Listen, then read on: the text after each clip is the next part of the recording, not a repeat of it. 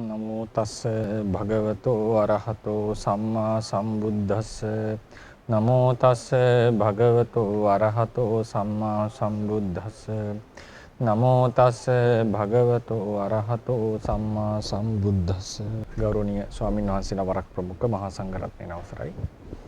අපි අද දවසේදී කතා කරන්නේ තවත් ඒ චිත්තද රූප සම්බන්ධයෙන්ම මාතෘකා ටිකක් ඉස්සරහට. මුලින්ම දාලා හුස්ම ගැනීම කියන මාතෘකාව අපි මේ කතා කරා දීර්ඝ හුස්ම ගැනීම ආස්වාස ප්‍රස්වාසය කියන එක. එතනදී තව අර එක මහත්මයෙකුත් ප්‍රශ්නයක් නැගුවා. කොහොමද අර යමක පාඨේ කාය සංඛාරෝ ආස්වාස පස්වාසෝ කාය සංඛාරෝ කායෝතු කියන පද දෙකම නෝ කියන එකෙන් නිෂේධ කරලා තියෙන්නේ කොහොමද තේරුම් ගන්න කියලා. ඒ වගේම ඊළඟට අපි මාතෘකා කරනවා කතා කරන මාතෘකා කීපයක් කෙලයිනීම නේද? කටට දහඩිය දැමීම, කඳුළු නැගීම සහ සොටු දියර කියන මේවත් චිත්තජ රූප වලට සම්බන්ධයි. චිත්තජ රූප වලට සම්බන්ධයි. සාමාන්‍යයෙන් කතා කරන අඩු මාතෘකා. නමුත් අපිට තව චිත්තජ රූප සම්බන්ධයෙන් චිත්ත රූප සම්බන්ධයෙන් අපිට තේරෙනවාද දැන් කට්ටියට චිත්තජ රූප කියන එක කොච්චර කෝණ වලින් බලන්නට පුළුවන්ද? නින්දෙදි චිත්තජ රූප තියෙනවා, ඊට පස්සේ අමනුස්සාවේශවලදී චිත්ත, කර්මවලදී චිත්තජ රූප තියෙනවා. වාසනා ගුණයක චිත්තජ රූප සම්බන්ධ වෙලා තිබුණා. එක නානා ක්‍රියාකාරකම් වලදී. ඉතින් ඒ වගේ මේ ඒ චිත්තද රූප කියන මාතෘකාව ඇත්තටම ටිකක් විහිදිච්ච එකක්. සාමාන්‍යයෙන් අපි කතා කරන අඩුයි ඒ පැතිකඩවල් ඔස්සේ. නමුත් අන්තිමට තේරෙන්නේ දේශනාව තේරවාද සම්ප්‍රදායේ තියෙන දේශනාව කොතෙක් දුරට ජීවිතවලට සම්බන්ධද කියන එක. මේකෙදි මම ඉස්සල්ලාම කතා කරන්නම් මේ හුස්ම ගැනීම කියන එක අවසානට අරගෙන අපි ඉස්සල්ලා යමු මේ තුන්වෙනි පිටුව. ඒකේ 269 කියන නම්බර තියෙන්නේ. මට වෙනස් කරන්න අමතකුණා. කෙලයිනීම, දහඩිය දැමීම, ඇස් වලට කඳුළු නැගීම සහ සොටු ගැලීම කියන මාතෘකා ටික. විසුද්ධි මාර්ගයේ හඳුන්වනවා අපේ ශරීරයේ තියෙන කුණප කොටස් පිළිබඳව හඳුන්වනකොට කුණප කොටස් 32යි, ධාතු කොටස් 42යි. හරිනේ? ධාතු කොටස් 42යි, කුණප කොටස් 32. කුණප කොටස් කියලා මම අදහස් කරේ පිළිකුල් සහගත ශරීර අවයව. ඒවා 32ක් තියෙනවා. ඒක අපි දෙතිස් කුණපය කියලා සාමාන්‍යයෙන් හඳුන්වනවා. සූත්‍රවල එන්නේ 31යි.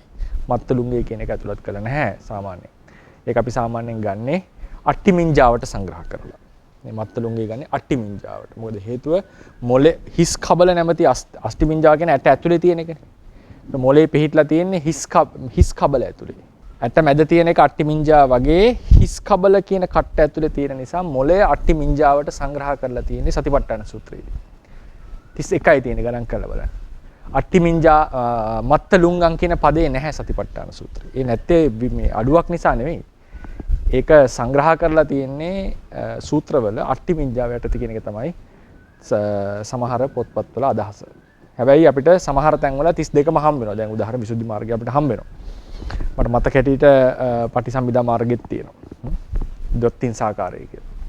එතකොට ඒ නිසා ඒක ගන්න. එතකොට ඒක ඒ 32ම පිළිකුල් සහගත ලෙස බලන්නට. අසුබ කොටස් ලෙස බලන්නට. ඊට අමතරව මහා රාහුල වාද වගේ සූත්‍රවල අපිට හම්බ වෙනවා මේ වායෝ ධාතු සහ තේජෝ ධාතු කියලා නේද? කුණප කොටස් වලින් 20ක් පඨවි ධාතුව අධිකයි නේද? කෙස් ඉඳන් මත්තලුංගම් වෙනකන්. ආපෝ ධාතුව අධිකයි 12ක්. පිත්තං සෙම්හම් පුබ්බෝ ලෝහිතං ආදී 12ක්. ඒ ටිකේ මුත්‍ර දක්වා 12ක් තියෙනවා. මේ තමයි ආපෝ ධාතුව අධික. ඊට පස්සේ බුදුරජාණන් වහන්සේ දේශනා කරනවා තේජෝ ධාතුව අධික තැන් 4ක්. පරිපාචක තේජෝ, පාචක තේජෝ, ජීරාපන තේජෝ, සන්තාපන තේජෝ, පරිදහන තේජෝ කියලා 4ක් තියෙනවා. ඊට පස්සේ වායෝ ධාතු උද්දංගම, අදෝගම, කුච්චිසේ, කොට්ටාසේ, අස්සාස, පස්සාස, අංගමංගානුසාරී කියලා 6ක් තියෙනවා. ඒතර ඔක්කොම ධාතු කොටස් 42යි. ආකාශ ධාතුව ඇතුළත් කරන්නට පුළුවන්. ඒකත් ඇතුළත් කරොත් 43යි. එතකොට මේ තමයි සාමාන්‍යයෙන් ඒ කොටස් හඳුන්වනකොට විසුද්ධි මාර්ගයේ අපිට නාම රූප පරිච්ඡේද ඥානය කතා කරනකොට මේවල තියෙන පරමාර්ථ ධර්ම හිඳලා තියෙනවා. ධාතු මනසිකාර ශීර්ෂයෙන් විපස්සනාවට ඇතුළත් වෙනකොට.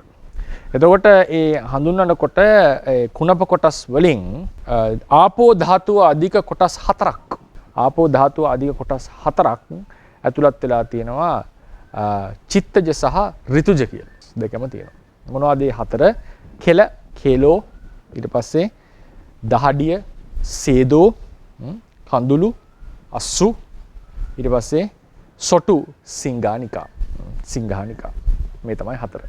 චිත්තජ සහ ඍතුජ කියන කොටස් දෙකෙන්ම සැදින්. ඒක සාමාන්‍යයෙන් කියන්නේ රූප 16ක් කියලා.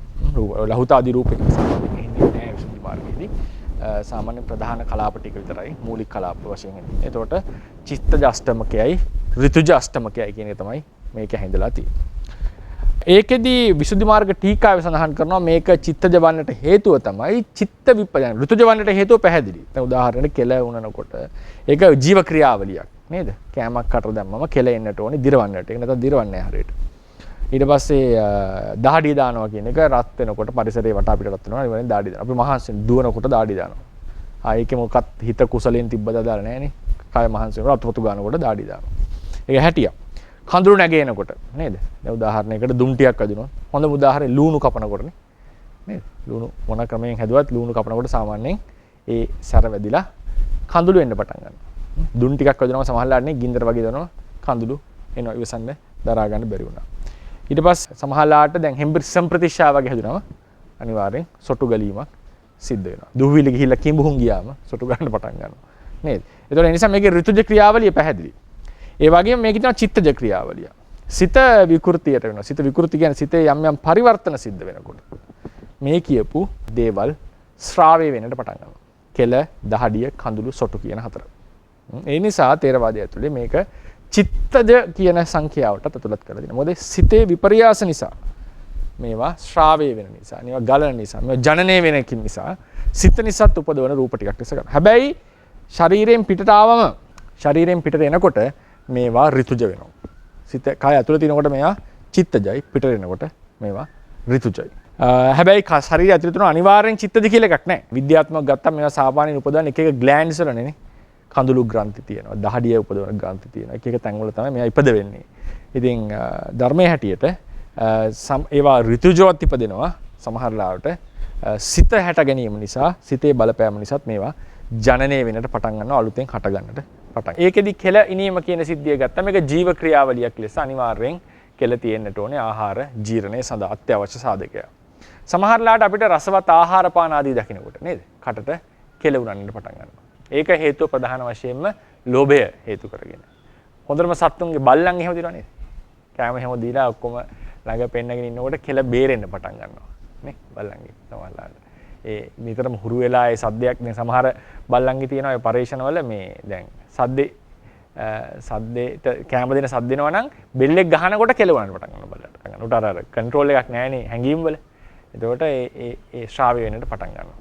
ඉතින් ඒ වගේ අපිටත් සමහර ලාවට රසවත් කැමති ආහාර විශේෂයෙන් ඇඹුල් ಜಾති වගේ දකින්නකොට කෙල කටරෙන්නට පටන් ගන්නවා. මම කතාව කියලා ඇති වසඹ රජුරු කලින් එක ස්වාමීන් වහන්සේ කෙනෙක් දැක්කම මේ එක ඇඹුල් ಜಾති බිලින් නේ බිලින් සැලඩ් එකක් හැදුවා කියලා කියනවා. හැබැයි ඒක නිකන් සකස් කරගෙන හිටියා. උන්වහන්සේව රහත්යයි සම්මතයි. උන්වහන්සේව රජාසනයේ වැඩම්වලා ආසනයේ වඩා හිඳුලා ගෙදරට වැඩම්වලා මේක ඉස්සරහා පොඩි කරා. එතකොට මේක දකින්නකොට ස්වාමීන් වහන්සේට කටට කෙලෙනවා. ඒ වෙලාව හොරෙන් බලන් හිටියා. මොකද්ද මේ වෙන්නේ කියලා. ඒ වෙලාවේ තීරණය කරා රහත් නැහැ කියලා. අටුවා කියන්නේ පෘතුජන භාවං ජානාති කියලා. ඉතින් සෝවන් ආදී ආරණ හසට එක වෙන්න පුළුවන්. ඉතින් කොහොමවත් රහත් නැහැ කියන එක ස්ථිර කරගන්න දුනා. අටුවාවේ කියනවා රහතන් වහන්සේට දිව්‍යමය ආහාරය ලැබුණත් රස තෘෂ්ණාවක් නැති නිසා කෙලෙීමක් එන්නේ නැහැ. සුවඳ දැනෙනකොට කෙලෙීමක් එන්නේ. අපිට සුවඳ සහ රූප දෙකම දකිනකොට කෙලුණනෝනේ. ඒක සුවඳ එනකොටත් සමහරට කෙලුණනවා. කෙලෙීම සිද්ධ වෙන්නේ බොහෝ දුරට ලෝභ මූල සිතෙන්. නිකන් කෙලෙීම නෙවෙයි අර ආහාරයක් දකිනකොට කෙලුණන්නේ. දැන් අපි දැන් අකමැති ආහාරයක් ආවොත් එහෙමනේ. අපි ජීවිතේට කන්න නැති ආහාරයක් ආවොත් එහෙම කෙල නෙවෙයි අපි අහක බලා ගන්නවානේ. කෙල අපිට නිපදවන්න බැරි වෙයි. ඒ වගේ දැක්කම සමහර. ඒ නිසා ඒක එතනදී එන්නේ නෑ අරක ආසාවට කැමැත්තට තමයි ඒක ශ්‍රාව්‍ය වෙන්න පටන් ගන්න. ඒ නිසා තේරවාදයේ හැටියට ඒ වගේ කෙලවුණන එක ලෝභ මූල සිතෙන් සිද්ධ වෙන්නේ. ඒක රහතන් වහන්සේට සිද්ධ වෙන්නේ නැහැ කියන එක තමයි තේරවාදීන්ගේ අදහස. ඊට පස්සේ දහඩිය කියන එක ගත්තා. දහඩිය. අපි දන්නවා ශරීරයේ වෙහෙසනකොට දාඩි දානවා. සමහරලාට උෂ්ණ දවස්වල හොඳටම දාඩි දානවා. නේද? භාවනා කරන්න ගියාම දාඩි දානවා සමහරලාට නේ. ඒ රස්නේ බාහිර රස්නේ තියෙනකොට. හැබැයි ඒ ඍතුජ නිසා සමහර අවස්ථාවලදී සිත නිසා දාඩි දාන්න පටන් ගන්නවා. කොහොමද උදාහරණ බය වුණාම නේ ඊට පස්සේ තව තරහා ගියාම අධික ලෝභයක් එහෙම ඇවිල්ලා ටිකක් මනස ටිකක් අකුසල් සිත්වල ගොඩක් වෙලා තියෙනවා. අධික සැකාවම සමහරුන්ට කාලයක් දාඩි දානවා. උද්දච්චයේ ඉන්නකොට. සිතෙන් අමුතු කයෙන් දුර්ගන්ධයක් කියන්නේ අප්‍රසන්න දුර්ගන්ධ පිට වෙන්න පටන් ගන්නවා. ඒ මොකද ප්‍රධාන වශයෙන් දහඩිය ආදිය තැම්පත් වීම නිසා ශරීරේ. ඒතකොට ටිකක් එකෙන් ශ්‍රාවය වෙන දේවල් ඊතරම් ප්‍රිය කර දේවල් නෙවෙයි. ඉතින් කොහොමත් කුණප කොටස් තමයි මේකෙන් පිට වෙන්නේ.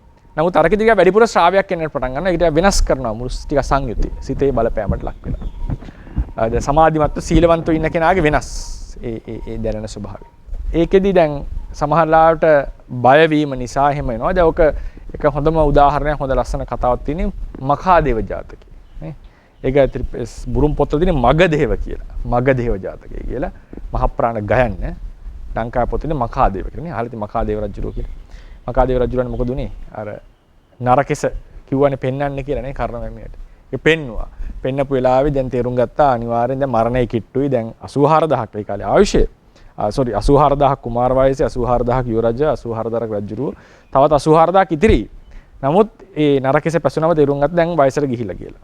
තව 84000කුත් තියෙනවා ආයුෂය. ඊට පස්සේ ඒ වෙලාවේ මොකද කියන්නේ? උත්තමංග රුහා මය්‍යං ඉමේ ජාතා වයෝහරා පාතු භූතා දේව දූතා පබ්බජ්ජා සමයෝ. මගේ උත්තමංග කියලා කියන්නේ උතුම් අංගේ ඉහළින්ම තියෙන අංගේ. උත්තමංග රුහා මය්‍යං ඉමේ ජාතා වයෝහරා. උත්තමංග රුහ කියන්නේ කෙස් වලට නම. ඒකේ සුදු පාට කෙස් පහළ වුණා. ඉමේ ජාතා වයෝහරා. වයෝහරා කියන්නේ මගේ වයස අරන් යනවා කියලා. ඒ කියන්නේ වයසට ගියා කියන සංකේතය ගෙන දෙන. සුදු කෙස් පහළ වුණා කියන්නේ. පාතු භූතා දේව දූතා. දේව දූතෙක් මට පහළ වුණා. අර අපායට කියන්නේ දේව දූතයෝ නේද? මේ යම රජුරු අහනවා කියනවනේ. කුඩා දරුවා දැක්කද? පෙරලෙන්නට බැරුව ඉන්න උඩ බැලියතට ඉන්න. ලෙඩ වෙච්ච කෙනා නේද? රාජ දණ්ඩනයට ලක් වෙච්ච කෙනා. එහෙම අහනවනේ. ඒක මලගිය මිනිහා මිනිස්සයා. ඒතර මේ දේව දූතයෝ. ඒ කියන්නේ දේව දූතයෝ කියලා අපිට සංකේතයක් දෙනවා දැන් පින් කරගන්න. පරිස්සමින් ඔබටත් මේ දේ වෙනවා කියන එක පණිවිඩය දෙන කෙනෙක්. ඒතර මේක නරකෙස් ගහ සුදු කෙස් ගහ දැක්කම දැන් සාමාන්‍යයෙන් කෙනෙක් ඩයි කරගන්න කෙනෙක්. නමුත් අතනදී උනේ එතුමාට පහළ වුණා එහෙනම් මරණයට කිට්ටුයි දැන් මම කියන හැඟීම ආවා. ඒක මං කියන ඩයි කරගන්න එක වැරදි කියලා හොඳ නැහැ කියන එක නේ මට කියන්න ඕනේ. සාමාන්‍යයෙන් අපි කරන්නේ ඒක වහගන්න එක. නමුත් බෝසතාණන් වහන්සේට සිද්ධ වුණේ තේරුණේ ඒකෙදි වෙන සංකල්පයක්. මම වයසට ගියා කියලා. ඊට මොකද කරන්නේ පුතා කැඳවලා දසරාජ ධර්මයෙන් අනුග්‍රහ අනුශාසනා කරලා දසරාජ ධර්මයෙන් කියලා දීලා පුතාට රජකම් පවර්ලා වඩිනවා කැලේට.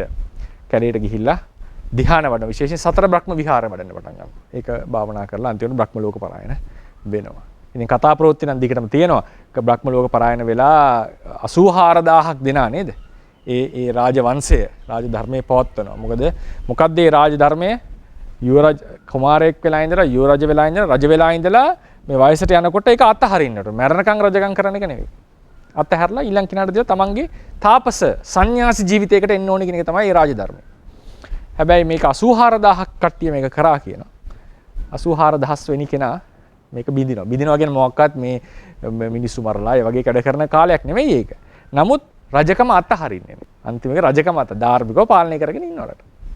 මේක ලොකු ප්‍රශ්නයක් ඒ රාජවංශයට. ඒකේ සිස්ටම් එක අවුල් වෙනවනේ දැන්. ඊළඟ කෙනා තරුණ කෙනාට දෙන්න එපයි සුදුසු තැන. ඉතින් මහා බෝසතාණන් වහන්සේ මේ අතිරේක කතාවකට යන්නේ. මහා බෝසතාණන් වහන්සේ බ්‍රහ්ම ලෝකේ ඉඳලා බලන් ඉන්නවා. කාලයක් ගිහිල්ලා මම ආරම්භ කරපු රාජවංශය ඒ රාජ ධර්මයේ තාම ලෝකේ අනුගමනය කරනවා කියලා. ඒක දකින්නකොට දකින්නවා 84000ක්ම අනුගමනය කළා 84000 වෙනියා. අන්තිමයා එක්කෙනෙක් දැන් මේක කඩලා තියෙනවා. ඊට පස්සේ මෙතුමා මට මතක නිමි මහ රජුරෝ නේද? සිවි රජුරු හෝ නිමි රජුරු වෙලා මනුලෝ උපදිනවා. උපදිලා ආපහු මේ රාජවංශය පටන් ගන්නවා. සූත්‍රයේදී මේ කොටස එන්නේ. ජාතකයේ අතර තිබුණානේ සූත්‍රයේ දෙනවා. ඊට පස්සේ අන්තිමට උන්වහන්සේ එතනදී අවවාදයක් දෙනවානේ. මහණෙනි එදා ඒ රාජවංශය මේ අතිරේක කතාවක්. එදා ඒ රාජවංශය බිඳිලා යනකොට විනාශ වෙනකොට පිරිහෙනකොට මම බ්‍රහ්ම ලෝකෙ ඉඳලා ඇවිල්ලා ඒක නැවත පිහිටවුවා. නමුත් මම අද වංශයක් ආරම්භ කළා භික්ෂුන් වහන්සේලාගේ ශාසන වංශය.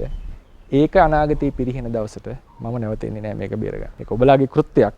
තමන් විසින් නුඹලා විසින් මේක මම නැතුව දිගටම පවත්වාගෙන යනවා. ඒ නිසා මේ ශාසනයෙහි අවසාන ශ්‍රාවකයෝ නොවව් කියලා උන්වහන්සේ අවවාදයක් දෙනවා. ඒක මකාදේව සූත්‍රය කියලා බලන්න සූත්‍රයක් තියෙනවා. ඒකෙදි උන්වහන්සේ කියන්නේ භික්ෂුන් වහන්සේලා වශයෙන් ඒ බණ දාවන ධර්ම විනය ඉගෙන ගනිමින් ප්‍රතිපත්තිය යෙදෙමින් ඒ තමන් යෙදෙන ප්‍රතිපත්තිය තමන්ගේ ශ්‍රාවකයන් ශිෂ්‍යයන්ට උගන්වලා අනුගමනය කරවලා සමාදන් කරවලා මේ යන්න කියන එක තමයි උන්වහන්සේගේ අදහස. මේ ශාසන වටය මේක දිගින් දිගට පවත්වන්නට ඕනේ. මොකද ඒක පිරිහෙන දවසට මම එදා මකාදේව රාජවංශයේ පිහිටවන්නට මම නැවත ආවා. නමුත් මේ ශාසන වංශයේ පිරිහෙන දවසට මම නැවත වගේ පැමිණීමක් නැහැ. මොකද උන්වහන්සේ අනුපාදිත පරිනිර්වාණයෙන් පිරිනිවියා. කෙසේ වෙතත් දැන් අපි එනවා අපහු දහඩිය කියන මාතෘකාවට. මේක දහඩිය වුණේ කොහොමද? දහඩියයි මකාදේව රජුරන්ගේ සම්බන්ධය මොකද්ද? මකාදේව රජුරුව මේක දැක්කනේ දැන් අර කෙස් ගහ. දැක්ක වෙලාවේ ඔන්න මේ මරණය කියන එක දැන් මතුවෙන්න පටන් ගත්තා. සංවේගය ඉපදුනා. හැබැයි සමහරලාවට සංවේගය කියන්නේ ඥානය, සසර බය. සමහරලාට මේක පෙරලෙන්න පුළුවන් ද්වේෂ බයට. මොකද උනේ සංවේග ඥානය ඇති වෙනකොට බයත් ඇති වෙලා අන්තෝ 10 ඇති වෙලා 10ක් ඇති වෙලා දහඩිය වැగిරෙන්නට පටන් මුළු ශරීරේ පුරා. අන්තිමට තමන් ඇඳගෙන හිටපු වස්ත්‍රය මාරු කරන මට්ටමට දාඩිය දාන්න පටන් ගත්තා කියනවා. මේ සුදු කෙස් ගහක් දැකලා. සුදු කෙස් ගහ දැකලා මරණ භය ඇති වෙලා දහඩිය වැగిරෙන්නට පටන් ගත්තා කියනවා මකාදේව රජුරවන්ට. ඒක සංවේගය නිසා බයට පෙරළුණා. එතකොට ඒ වගේ අපිට බය ඇති වෙනකොට ලොකු හැඟීම් ඇති වෙනකොට ද්වේෂය වගේ ඇති වෙනකොට දහඩිය වැగిරෙන්නට පටන් ගන්නවා. ඒ නිසා දහඩිය වැగిරීමත් චිත්තජව හටගන්න දෙයක්. ඒකෙන් කියන්නේ හැම දහඩිය වැగిරීමම චිත්තජ කියලා. නමුත් අපේ සිතේ ලොකු බලපෑමක් තියෙනවා මේ ශරීරයේ ක්‍රියාවල. ඒකයි මෙතන අදහස් කරන්නට අවශ්‍ය වෙලා තියෙන්නේ. ඊළඟට අපි දන්නවා කඳුළු කියන එක. ඒක නම් හැමෝටම ප්‍රකටයිනේ. කඳුළු කියන එක ඍතුජව හට ගන්නවා. ලුණු කපනකොට, දුමු වඩිනකොට, ඒ වගේ වෙලාවට හට ගන්නවා. හැබැයි අනිවාර්යෙන් කඳුළු හට ගන්න ඊළඟ සිද්ධිය තමයි දුක නේද? ලොකු ශෝකයක් එනකොට කෑ ගහන්න ඕනේ නැහැ. යම් කිසි දෙයක් අපි ශෝක බරිත දෙයක් දකිනකොට කඳුළු වෙන්නට පටන් ගන්නවා. ජනනය වෙන්නට පටන් ගන්නවා ශෝකය නිසා. එතකොට මේක ජීව විද්‍යාත්මකව යම් ජීව විද්‍යාත්මක ක්‍රියාවලියක්. නමුත් ථේරවාදයේ හැටියට මෙතන කඳුළු ජනනය වෙලා තියෙනවා චිත්තජ රූප ලෙස. චිත්තජ රූප ලෙස කරුණු කඳුළු ඇවිල්ලා තියෙනවා. ඒ නිසා ඒ කඳුළුත් චිත්ත ප්‍රත්‍යේනුත් හටගන්න රූප ටික. චිත්තජ රූප ලෙස අපි සලකනවා. විශේෂයෙන්ම ද්වේෂ මූල සිතෙන්, ශෝක බරිත සිතෙන් කඳුළු ජනනය වෙනවා. සමහරට අධික ප්‍රීතියනුත් කඳුළු වෙනවා නේද? අධික ලෙස ප්‍රීතියටපත් වෙනවා. සතුට වැඩි සතුටු කඳුළු කියන්නේ අපිනේ. ඒ නිසා ඒ ලෝභ මූල ප්‍රබල සෝමනස්සේ තියෙන ලෝභ මූල සිතෙනුත් කඳුළු ජනනය වෙනවා. සමහරලාට ගොඩාක් වෙලාවට අඬන්නේ අපි ද්වේෂ මූල සිතෙන්. ශෝකය පරිදේවයට කිට්ටු වෙනකොට තමයි කඳුළු වෙන්නට පටන් ගන්නේ. ඊළඟට ඒකම වෙන එකක් තමයි සොටු දියර ගලනවා කියන එකත් නේ. කඳුළු අඬනකොට ඒක පැහැදිලිනේ. අඬනකොට අනිවාර්යෙන් ඒකත් එක ලේන්සුවක් තියන් අඬන්නේ ඒකනේ. කඳුළු පේ දාන්නේ නැහැ, සොටු ටික පේ දාන්නේ නැහැ නේද? එතකොට ඒ ද්වේෂය, ශෝකය ඇති වෙනකොට හරියට මෙතනින් ඒ මත්තලුන්ගේ කියන්නේ සාමාන්‍යයෙන් මත්තලුන්ගෙන් දැන් පොත්වල තියෙන්නේ මත්තලුන්ගෙන් මේක ගලාගෙන එනවා කියලා. හරිනේ මත්තලුන්ගෙන් ගලාගෙන එනවා. අර සුක්ක විසට්ටිය තියෙන මේ ටීකා විස්තර කරන්නේ ඒ බඳුයි කියලා. සුක්ක විසට්ටියත් විස්තර කරනකොට මේ හරියට මත්තලුන්ගෙන් සොටු මේ හරියෙන් ගලාගෙන එනවා වගේ කියලා තමයි දියර වෙලා ගලන්නේ. ඒ ග්‍රන්ථි වලින් ඒක එළියට එන එක මේ ප්‍රකාශ කරන්නේ. ඉතින් එතකොට ඒක මොනවා හරි හෙම්බිරිස්සාව ගියාම ඉතින් ආයේ කුසල අකුසල ભેදයක් නැහැ නේ. ඒක ඍතුජ ක්‍රියාවලිය. හැබැයි කොච්චර හොඳට හිටියත් සාමාන්‍යයෙන් ඇඬුවොත් ඕනම කෙනෙක්ට වගේ බොහෝ අයට එනවනේ සොටු කියන්නේ. ඒක ගලාගෙන එනවා. ඒ නිසා ඒක සිතේ විකෘතිය නිසා විසුද්ධි මාර්ග ටීකාවේ කිව්වේ මේවා චිත්ත ප්‍රත්‍ය වෙන්න හේතුව එසේ සඳහන් කරන්නට හේතුව සිත වෙනස් වෙනකොට මේවා වලත් යම් යම් වෙනස්කම් පේන්න පටන් ගන්නවා. මේ සිත වෙනස් වෙනකොට මේවාත් යම් යම් වෙනස්කම් පේන්න පටන් ගන්නවා. ශ්‍රාව්‍ය වෙන්නට පටන් ගන්නවා. ඒ නිසා මේ දේවල් චිත්ත ප්‍රත්‍යනුත් කතා කෙරිලා තියෙනවා. සිත නිසා හටගන්න දේවල් ලෙස කතා කරලා තියෙනවා. ඒ මේවා වැටෙන්නේ ඍතුජ සහ චිත්තජ කියන කොටස් දෙකට. ඒ නිසා මේක චිත්තජ රූප වලට සම්බන්ධයි. දැන් කවුරු හරි එක ගහ අඬනකොට අපිට සිහිවෙන්න ඕනේ දැන් මේ චිත්ත ප්‍රත්‍යයෙන් කඳුළු නැගෙනවා. සොටු ආරම්භ වෙනවා. ඊට පස්සේ අපිට බය වෙලා දාඩි දානකොට චිත්තජ රූප ලෙස දහඩිය ජනනය වෙන්නට පටන් ගන්නවා. ඊට පස්සේ ඒ වගේම තමයි කෙල කෑමක් දකින්නකොට කෙල ශ්‍රාව වෙනකොට අපිට තේරුම් ගන්න මේ චිත්ත ප්‍රත්‍ය කරගෙන යමක් හටගෙන තියෙනවා. ඒතකොට හේතුඵල සම්බන්ධය වැටහෙන්නට සුදුසු තැනක්. මේ සිත නැමැති හේතුව නිසා චිත්තජ රූප ටිකක් අලුතෙන් ජනනය වෙලා තියෙනවා මේ ඍතුජ රූප වලත් උපකාරය සහිතව. නැත්නම් නිකන් එකපාර අහසේ හටගන්නේ නැහැ. ඍතුජ රූප ටිකක් තියෙන්නට ඕනේ. ඒවා හටගන්නේ ග්‍රන්ථි ආදී තියෙන්නට ඕනේ. ඒතකොට ඒ වල අලුතෙන් ජනනය වෙනවා යම් සියුම් රූප ටිකක්. මේ හැබැයි ඒක එළියට එනකොට දැන් කටට කෙලිනවා වෙන්න පුළුවන් කැමක් දැක්කම. නමුත් ඒ කෙලට කෙලියට ගැහුවොත් ඒක ඍතුජයි. ඒ නිසා ගොඩක් වෙලාවට මම පෞද්ගලිකව හිතන්නේ චිත්තජේව ඍතුජේව සහිතව චිත්ත ටිකක් හටගන්න.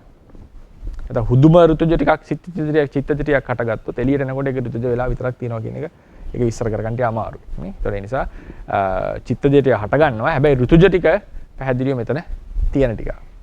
ඒ නිසා ඒක පෞද්ගලික මං හිතන්නේ දෙකම එතන ජනනය වීමක් සිද්ධ වෙනවා කියන එක. ඊට පස්සේ අපි එනවා මාතෘකාවට හුස්ම ගැනීම. අපි මේක දීර්ඝව කතා කරා. නමුත් මේකත් එක්තරා කෘත්‍යයක්. එක්තරා විශේෂ කෘත්‍යයක්. අර කායික වාචසිකව අපි කිව්වා දැන් ගමන් බිමන් යන එක ඉරියව් දරාගෙන ඉන්න වගේ කෘත්‍යයන් වෙනකොට ඉබේ සිද්ධ වෙන කෘත්‍ය. මම මේක ඉදා වගේ දීර්ඝ විස්තර කරන්න යන්නේ නැහැ. කෙටි විස්තරයකින් මේක අවසන් කරනවා. හුස්ම ගන්නවා කියන සිද්ධිය ගත්තාම ඒක ඉබේ සිද්ධ වෙනවා. ඒක සමහරවිට හිතලා සිද්ධ කරන්න පුළුවන්. මේ දෙකෙන්ම වෙන්න පුළුවන් දෙයක්. දෙකෙන්ම වෙන්න පුළුවන් දෙයක්. දැන් රුධිර පීඩනය, රුධිර සංසරණය වගේ අපිට කන්ට්‍රෝල් කරන්න බෑනේ. ඒක යම් කිසි වේගයක් රිද්මයක් යාට තියෙනවා. ඒක හෘද ස්පන්දනයනෝ සිද්ධ වෙන දෙයක්. අපිට අවයව එහෙට මෙහෙට හෙලවීම කියන එක ඉබේ වෙන්නේ. අපි හිතලම කරන්නට ඕන. මොකක් හරි මොලේට ස්පාක් එකක් දුන්නම වෙන එක වෙනම දෙයක්. නමුත් සාමාන්‍යයෙන් අපි ඒක හිතලා කරන ක්‍රියාවක්. හුස්ම කියන්නේ මේ අතරමැද තියෙන එකක්. දෙකටම පොදු එකක්. ඉබෙත් වෙනවා හිතලත් කරන්නට පුළුවන්. අපිට සවසඟයට ගන්න පුළුවන් හුස්ම කියන්නේ. ඉබේ වෙන්නටත් අරින්නට පුළුවන්. ඒක තමයි හුස්ම කියන්නේ හරි අතරමැද අවස්ථාවක තියෙන එක. රුධිර සංසරණය වගේ අපේ පාලනයෙන් තොර එකක් නෙවෙයි. කායික ඉරියව් වෙනස් කිරීම වගේ සම්පූර්ණ අපේ වසඟේ තියෙන එකකුත් නෙවෙයි. ඒක සිද්ධ වෙන දෙයක්. ජීව ක්‍රියාවලියක්. හැබැයි අපිට පුළුවන් අවශ්‍ය නම් හුස්ම නතර කරන්න, අවශ්‍ය නම් වේගෙන් ගන්න.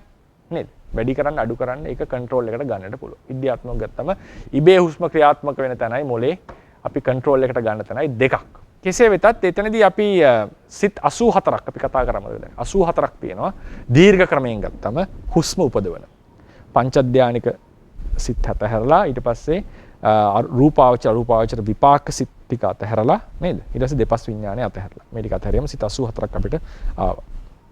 එතනදී සිතාමතා හුස්ම ගැනීමයි නොසිතා හුස්ම ගැනීම කියන දෙක තියෙනවා. හිතාමතා අපිට පුළුවන් හුස්ම ගන්න. එතකොට හුස්ම කියන එක මම අර්ථ දෙකකට කතා කරා. මෙහෙම ඇතුළට පිටට ගන්න එක සහ මේ හොලවනවා කියන එක. හොලවනවා කියන එකට අවධානය දුන්නොත් එimhe සවිඤ්ඤාප්තිකව අපිට පුළුවන් මේ කය පුම්බවන්නට මේ හුස්ම ගැනීම ආදී සිද්ධ කරන්නට ඉබේ සිද්ධ වෙනකොට අවිඤ්ඤාප්තිකව ඉබේ සිද්ධ වෙනවා. සවිඤ්ඤාත්තියක් තියෙනවා කියන්නේ අපේ අවධානය තියෙන්නට ඕනේ ඒ සෙලවීම සිද්ධ කරන්නට. ඊට පස්සේ හිතාමතා හුස්ම ගැනීමයි අවධානයයි කියන එක දෙකක්. ඒකත් හොඳට දෙන්න ඕනේ. හිතාමතා හුස්ම ගැනීම, ඉබේ හුස්ම ගැනීම කියන එක එකක්. අවධානයේ තිබීම නැතිවීම කියන එක තව එකක්. දැන් අපිට හිතාමතා හුස්ම ගන්නමින් අවධානය දෙන්නත් පුළුවන්. ඉබේ හුස්ම වටන එකට අවධානය දෙන්නත් පුළුවන්. දැන් ආනාපානසති භාවනාව කරගෙන දියුණු මට්ටමට එනකොට මුල් අවස්ථාවේදී ගොඩක් සාමාන්‍යලාට බොහෝ දෙනාට යම් සියුම් උත්සාහයක් වැඩ කරනවා හුස්ම ගන්නකොට. නමුත් ඒක දියුණු මට්ටමට එනකොට නිකන් අර පිටින් බලන් ඉන්නවා වගේ මට්ටමට ඒක හුස්ම වැටෙන්න පටන් ගන්නවා. එතකොට හැබැයි සම්පූර්ණ අවධානය අපිට හුස්මේ තියෙනවා. නමුත් අපි හිතලා නෙවෙයි ඒක කරන්නේ. ඒක ඉබේ සිද්ධ වෙන ක්‍රියාවලියක් බවට පත් වෙනවා. ඒ නිසා අපි අවධානය දෙනකොට හිතාමතත් හුස්ම ගන්නවා. ඉබේ සිද්ධ වෙන දේකුත් වෙනවා. හැබැයි අපි අවධානය නොදී ඉන්නකොට අනිවාර්යෙන් ඒක ඉබේ තමයි ඒ හුස්ම ගැනීම සිද්ධ වෙන්නේ. ඒ නිසා හුස්ම කියන එකත් අපේ ශරීරය මෙහෙට උස් පහත් කරනවා. සා වගේම අපි ඇතුළට පිට වෙන එකත් අපි හුස්ම කියලා සලකලා තියෙනවා.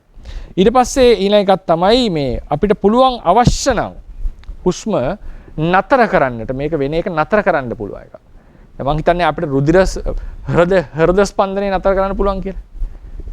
අපිට ඕනවත් කරන්න බෑනේ ඒකනේ. ඒක අපිට හෘද ස්පන්දනය නතර කරන්න ක්‍රමයක් නෑ. එහෙම ඒක තමන්ගේ ශරීර අවයවයක් වුණාට ඒක බෑ. නමුත් අපිට අතක් මොලවගෙන අත දිගහැරන නොහැර ඉන්න පුළුවන්. ඇවිදින්න නැතුව ඉන්න පුළුවන්. නමුත් හෘද ස්පන්දනය නතර කරන්න බෑ අපිට. ඒ වගේ නෙවෙයි හුස්ම කියන එක අපිට පුළුවන් නතර කරගෙන ඉන්න. හුස්ම නතර කරගෙන ඉන්න පුළුවන් අපිට. ඒක හුස්ම වැඩ කරන්න දෙන්නේ නැතුව. ඒක තව විශේෂ සිද්ධියක්. හුස්ම සම්බන්ධයෙන් තියෙන. ඒක කන්ට්‍රෝල් කරන්නට පුළුවන් එකක්. ඒ චිත්තජ රූපේ ටිකක් වෙනස්. අනිත් ඒවාට වඩා. අතරමැද තියෙන එකක්. කෙලිනීම වගේ එකක් බලන්න. ඒක පුළුවන් ද ලේසියෙන් නතර කරන්න? ඒක පුළුවන් කරන්න වෙන්නේ කෙල නොවුවා කියලා නෙවෙයි. මානසිකාරය වෙන පැත්තකට යොමු කරලා කරන්නේ. දැන් කවුරු හරි බලන් ඉන්නවා අපිට ලැජ්ජයි කෙල වුණනකොට කට. එහෙම තියෙනවනේ දැන්. කෙනෙක් දැක්කොත් අර සමහරු කෙනෙක් බඩේ අමාරු වෙනවා කියලා ගිල්ලනවා දැක්කොත් එහෙමනේ. ඒක නිකන් අර නිකන් අපේ සාමාන්‍යයෙන් රටවල තියෙන එකක්. ඒක නිකන් මේ පහත් ක්‍රියාවක් නිකන් නින්දාවක්. අර කන කෙනා අපහසුතාවයට ලක් වෙන සිද්ධියක් බවට පත් වෙනවා. ඒකනේ සමහර කට්ටියනේ බල්ලෙක් එහෙම කන එක බලන් ඉන්නකොට එලවන්නේ. කැමති නෑ. නිකන් ඇවිල්ලා බලන් හිටියට ප්‍රශ්න නෑ. කන වෙලාවට එලවනවා මිනිස්සු. හිඟන මිනිස්සෙක් එහෙම කන වෙලාවට ආව සමහරට එක්ක දීලා යවන්න කියනවා. ඒක එපා බලන් ඉන්න කියනවා. ඒක සමහරු කියනවා ඒකෙන් සාපයක් වෙනවා. ඒක නිකන් බඩේ අමාරු හැදෙනවා. ඊට පස්සේ දා කාලේ ලෙඩ වුණාට පස්සේ හිතනවා අර මිනිහා මොකක් කරේ හිතන්නේ නැති කියලා. නේ? එහෙමත් හිතන අවස්ථා තියෙනවා සමහර අය. කෙසේ වෙතත්. ඉතින් ඒ කෙලවුණනවා කියන එක අපිට සාමාන්‍යයෙන් එහෙම මේ සම්පූර්ණයෙන් හිතලා කරන්න පුළුවන් නේ. අපි බය වුණාම දාඩි දාන එක වළක්වන්න බෑනේ අපිට. ඒක දාඩි දානවා. ඒක අපි කොච්චර හිතුවත් හරියන්නේ නැහැ. සිතේ ස්වභාවයෙන් ඒක ශ්‍රාව වෙනවා, ජනනය වෙනවා. අපිට දුක ආවට පස්සේ කඳුළු වෙන එක නවත්තන්න බෑ කියනවා. දුක තියෙනකන් කඳුළු වෙනවා. ඒතර මේ චිත්තජ රූප තේරවාදයේ හැටියට මේක ටිකක් අර සිත නිසා නිකම්ම වැඩ වෙනවා. නමුත් හුස්ම ගැනීම කියන එක ටිකක් වෙනස්නේ. හුස්ම ගන්න සිත් 84ක් තියෙනවා. ඒ 84 පවතින කොටත් අපිට ඕන නම් ඔය ධානා සිත් ටික අතහැරීම ධානා සිත් වලදී අපිට අවධානය තියෙන ප්‍රතිභාග නිමිත්ත හින්දා හුස්ම ගැන අවධානයක් එන්නේ නැහැ. අනිත් වෙලාවවලදී අනිත් සිත් වලින් අකුසල සිත් කුසල සිත් ජවන සිත් වලින් අපිට බැරිද මේක නතර කරන්න. මේක පුළුවන්. මේක අපිට හෝල්ඩ් කරගෙන ඉන්න පුළුවන් වෙනවා. ඒ නිසා හුස්ම කියලා කියන්නේ ඉතා විශේෂ චිත්තද රූප කොටස. ඒකයි මම නැවත ඒක අරගන්නේ. මේ මාතෘකාවල් ලෙස. ඒක සුවිශේෂිත නේ. අපිට කරන්නට පුළුවන්, ඉබේ වෙන්නට හරින්නට පුළුවන්, නතර කරන්නටත් පුළුවන්. කෙලෙයිනීම වගේ එකක් අපිට කෙලඩියක් ගන්න පුළුවන් අවශ්‍ය නම් නේද? ඕන්ලා කෙලඩියක් ඇති කරගෙන ඒ කියන්නේ කටර ගන්නට පුළුවන් ඕන වෙලාවක අපිට. මොනවා හරි ලෙඩක් තිබුණ නැත්තම්, කේට ගන්ති වල මොනවා හරි ප්‍රශ්නයක් තිබුණ නැත්තම්. දාඩිය කියන එක එහෙම ලොකුවට ඇති කරගන්න බෑ. දාඩිය දැම්මම කිව්වට දාඩිය ඉන්නේ නැහැ. කඳුළුත් ගන්න බැහැ එහෙම ලේ. එහෙනම් ඇස් දාලා පොඩ්ඩක් තද කරලා තමයි කඳුළු ටිකක් ගන්නට වෙන්නේ. සොටුත් එහෙම අපිට අවශ්‍ය විදිහට ගන්නට බෑ. කෙල පොඩ්ඩක් අපිට ඕන නම් ශ්‍රාවය කරලා අරගන්නට පුළුවන් හිතලා. අනිත් ඒවා එහෙම කරන්නට බෑ. ඒතර හුස්ම කියන එක ගත්තා. දැන් ඒ වුණත් ඒ වගේම කෙල ශ්‍රාවය වෙනකොට නවත්තන්න බෑ එතන. එතන out of control එතන. සාමාන්‍ය. අපි කරන්නේ ඒකට අවධානය නැති කරන එක විතරයි. කැම ගැන හිතන්නේ නැහැ. නැත්නම් අහක බලා ගන්නවා. මේ වගේ දෙයකින් අපි ඒක පාලනය කරනවා මිසක් අපිට මේක නතර කරන්න හෝල්ඩ් කරන්න බෑ. හුස්ම කියන එක එහෙම නෙවෙයි අපිට පුළුවන් එකපාර නතර කරන්න. ඒ නිසා මේකේ පැහැදිලිව නැති මේකේ සියුම් වෙනස්කම් තියෙනවා මේ රූපවල. ඊළඟට හුස්ම ගත්තාට පස්සේ මේකෙදී එනවා චුල්ල වේදාල සූත්‍රයේදී විසාකාව කියලා අදහස් කරන්නේ මේ විසාකා උපාසිකාවනේ. විසාක කියන සිටුවරයාට නේ ධම්මදින්නාගේ ගිහි කාලේ මහත්මයා. එතුමා අනාගාමී වුණා. ධම්මදින්නාව ගිහි ගිය අතහැරලා මහත්ය අනාගාමී වුණාට පස්සේ ගිහි ගිය අතහැරලා ගිහිල්ලා අරිහත්ත්වයේ සාක්ෂාත්. ඒ නිසා මේ දෙන්න අතර විශේෂ සාකච්ඡාවක් කරන චුල්ල වේදාල සූත්‍රය කියලා තියෙනවා. ඒ ස්වාමියා සහ බිරිඳ අතර කලින් ගිහි කාලේදී. නමුත් දැන් අනාගාමී සහ රහත්. ස්වාමියා අනාගාමී බිරිඳ රහත් වෙලා හිටියේ. ඒ දැන් කියපු ඒ සුවිශේෂී සංවාදයේ තමයි අපේ ශාසනයේ තියෙන මජ්ක්‍ධිම නිකායේ චූල වේදල්ල සූත්‍රය කියලා දක්වන්නේ. මජ්ක්‍ධිම නිකායේ මූල පණ්ණාසකයේ තියෙන සූත්‍රයක්. ඒක අතිශය විශේෂ සූත්‍රයක් අපේ ශාසනයේ තියෙන. මහා වේදල්ල සූත්‍රය වෙන්නේ කොට්ටිත ස්වාමීන් වහන්සේ සාරිපුත්ත ස්වාමීන් වහන්සේ අතර. මේක වෙන්නේ ධම්මදින්නාව සහ විසාක කියන ගෘහපති අතර. ඒතකොට එතනදී තමයි ඔය අනිරෝධ සමාපatti සම්බන්ධයෙන් සාකච්ඡා වෙනකොට මේ සංස්කාර තුනක් නතර වෙනවා කියලා කියනවනේ. කාය සංකාර, වචී සංකාර, චිත්ත සංකාර. එතනදී කාය සංකාරය මොනවද මේ සංස්කාර ගැන කතා කරාම කාය සංස්කාර ගැන කිව්වම විස්තර කරනවා අස්වාස පස්වාසෝ කෝ ආවසෝ. විසාක කාය සංකාර. කාය සංස්කාර වෙන්නේ ආස්වාස ප්‍රාස්වාස. වචී සංකාරය වෙන්නේ විතක්ක ਵਿਚාර. මනෝ සංකාරය ලෙස හඳුන්වන්නේ චිත්ත සංකාරය ලෙස වේදනා සංඥා දෙක. වේදනා සංඥා දෙක. චිත්ත සංකාරයේ සාමාන්‍ය යමකයේ හදාරනකොට සියලු චෛසික කියලාත් ගන්න ක්‍රමයක් තියෙනවා. ඒ ගන්නවා විතක්ක ਵਿਚාරය අතහැරලා. ඉතින් එතකොට මේ සූත්‍රය හැටියට අපි ගන්නේ වේදනා සංඥා දෙක. ආස්වාස ප්‍රස්වාසය කාය සංකාරයේ සම්න. ඒතර සාන ඇයි ආස්වාස ප්‍රස්වාසයේ කාය සංස්කාරය වෙන්නේ? ඒක කාය ප්‍රතිබද්ධයි. කායට සම්බන්ධයි. කාය ඇතිකල්ලි තමයි ඒක වෙන්නේ. නැතිකල්ලි නොවේයි. මේක තමයි කාය සංකාර කියන එකේ තේරුම. කාය ඇතිකල්ලි සිද්ධ වෙන්නා වූ පහළ වෙන්නා වූ රූප ටිකක් තමයි කාය සංකාරය. අපි ඒක ගැන විශ්ලේෂණය කරා මේ පිටින් එන වායුව ඇතුළට යනකොට ඒක කාය සංකාර නැත්නම් චිත්තජ ලෙස අර්ථකථනය කිරීම පිළිබඳව තියෙන ගැටලු සහ ඒක කළ හැකි ක්‍රම කොහොමද අපි ඒක දිහා බලන්න ඕනේ කියන ඒවා අපි දා දීර්ඝව කතා කරන්නට යෙදුන එක දවස් සම්පූර්ණ දවසක් අරගෙන. එතකොට දැන් මේකෙදී සාමාන්‍යයෙන් අපි අර්ථකථනය කරනවා විසුද්ධි මාර්ගයේ හැටියට මේක චිත්තජයි කියලා ආස්වාස. ඒක මහත්මයාගේ දා ප්‍රශ්නයක් ආවා. අපි ඒක විශ්ලේෂණය කරා කොහොමද මේක ගැන අපිට හිතන්නට තියෙන යුක්තිය ආදී සම්බන්ධයෙන්. එතකොට දැන් ඊට පස්සේ ඒ වගේම තව මහත්මයෙක් ප්‍රශ්නයක් ආවා දැන් මේ චිත්තද රූප සම්බන්ධයෙන් මේ චිත්තද රූප ටික විශේෂයි. අපි මොනවද අපිට ගොඩාක් ලොකු කන්ට්‍රෝල් එකක් තියෙන ඉබෙත් නිදාගෙන ඉන්නකොට සිද්ධ වෙන චිත්තද රූප ටිකක්. මේක සම්බන්ධයෙන් යමක පාඩයක් අරගෙන ගැටලුවක ඒකත් විසඳ ගන්න එක සුදුසුයි. කාය සංස්කාර සහ කාය කියන වචන දෙක. යමක සංස්කාර යමකේ තියෙන පාඩය. මේ පඤ්ඤාති වාරයේ ප්‍රශ්නේ මේ මෙතන පඤ්ඤාති වාරයේ තියෙන සාමාන්‍යයෙන් යමකේ පාට පදවල අර්ථ විග්‍රහයක් කරගන්නට. ඒතර අහන ප්‍රශ්නයක් කායෝ කාය සංඛාරෝති. ප්‍රශ්නය. කාය සංකාරෝ කායෝති.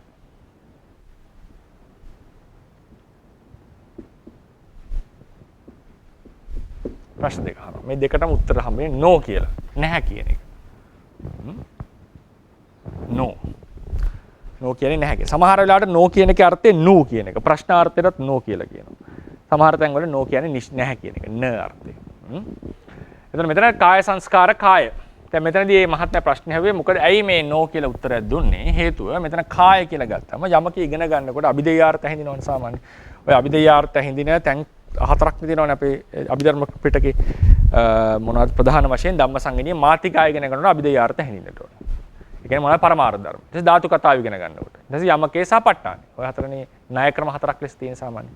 ඒතකොට ඒකෙදී මේ යමකෙත් අපි ඇහිඳිනවා මේ කවර අභිධේයාර්ථද කියලා. මෙතනදී සාමාන්‍යයෙන් කායෝ කියන එක අර්ථකථනය කරන්නේ චතුජ කාය කියන එක. චතු සමුට්ඨානික කාය. කාය.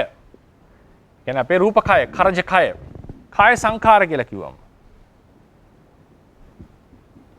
කාය සංඛාර කියලා කිව්වම චිත්තජ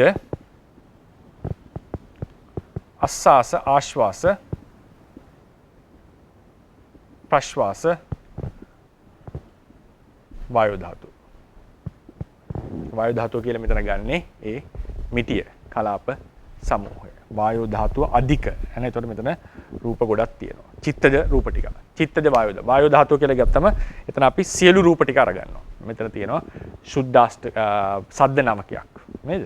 ශබ්ද නවකයක් ලෙස අපි අරගන්නවා. සාමාන්‍යයෙන් මේ එහෙම තමයි විසුද්ධි මාර්ග ක්‍රමයට හොඳින්.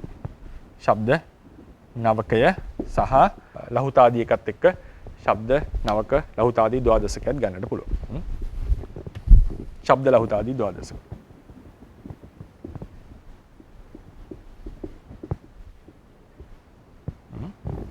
මේ තමයි අස්වාස චිත් කාය සංඛාර කියන පදේ තේරුම. කාය කියන්නේ චතුසමුට්ඨානික කය. චතුසමුට්ඨානික කියලා කිව්වම මෙතන තියෙනවා කර්මජ, චිත්තජ, ඍතුජ, ආහාරජ කියන හතරම. එතකොට ඒක පැහැදිලි විමසිය යුතු ප්‍රශ්නයක්. විමසිය යුතු ප්‍රශ්නයක්. චතුසමුට්ඨානික කය කියලා කිව්වම මොනවද මෙතන ගම්මේ වෙන්නේ? මෙතන කර්මජ, චිත්තජ, ඍතුජ, ආහාරජ තියෙනවනේ. නේද?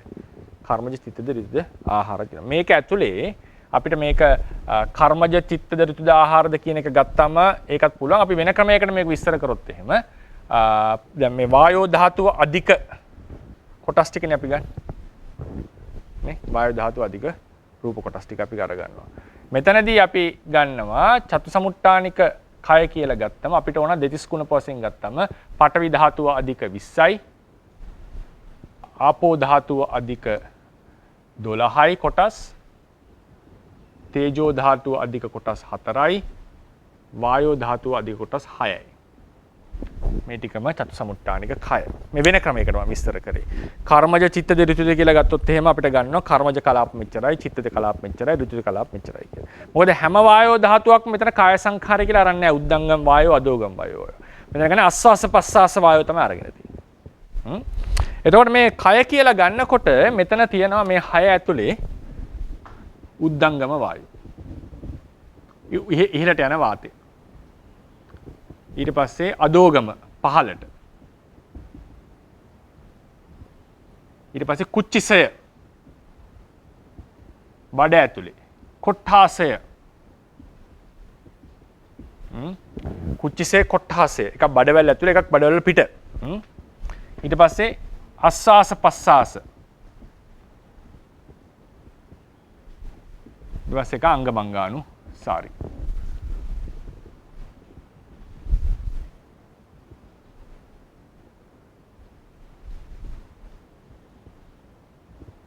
අංගමංගානු සාරි. මේ තමයි වායෝ ධාතු 6. දැන් එතකොට මෙතන අස්වාස ප්‍රස්වාසයක් තියෙනවා මේ චතුසමුට්ඨානික කය ඇතුලේ.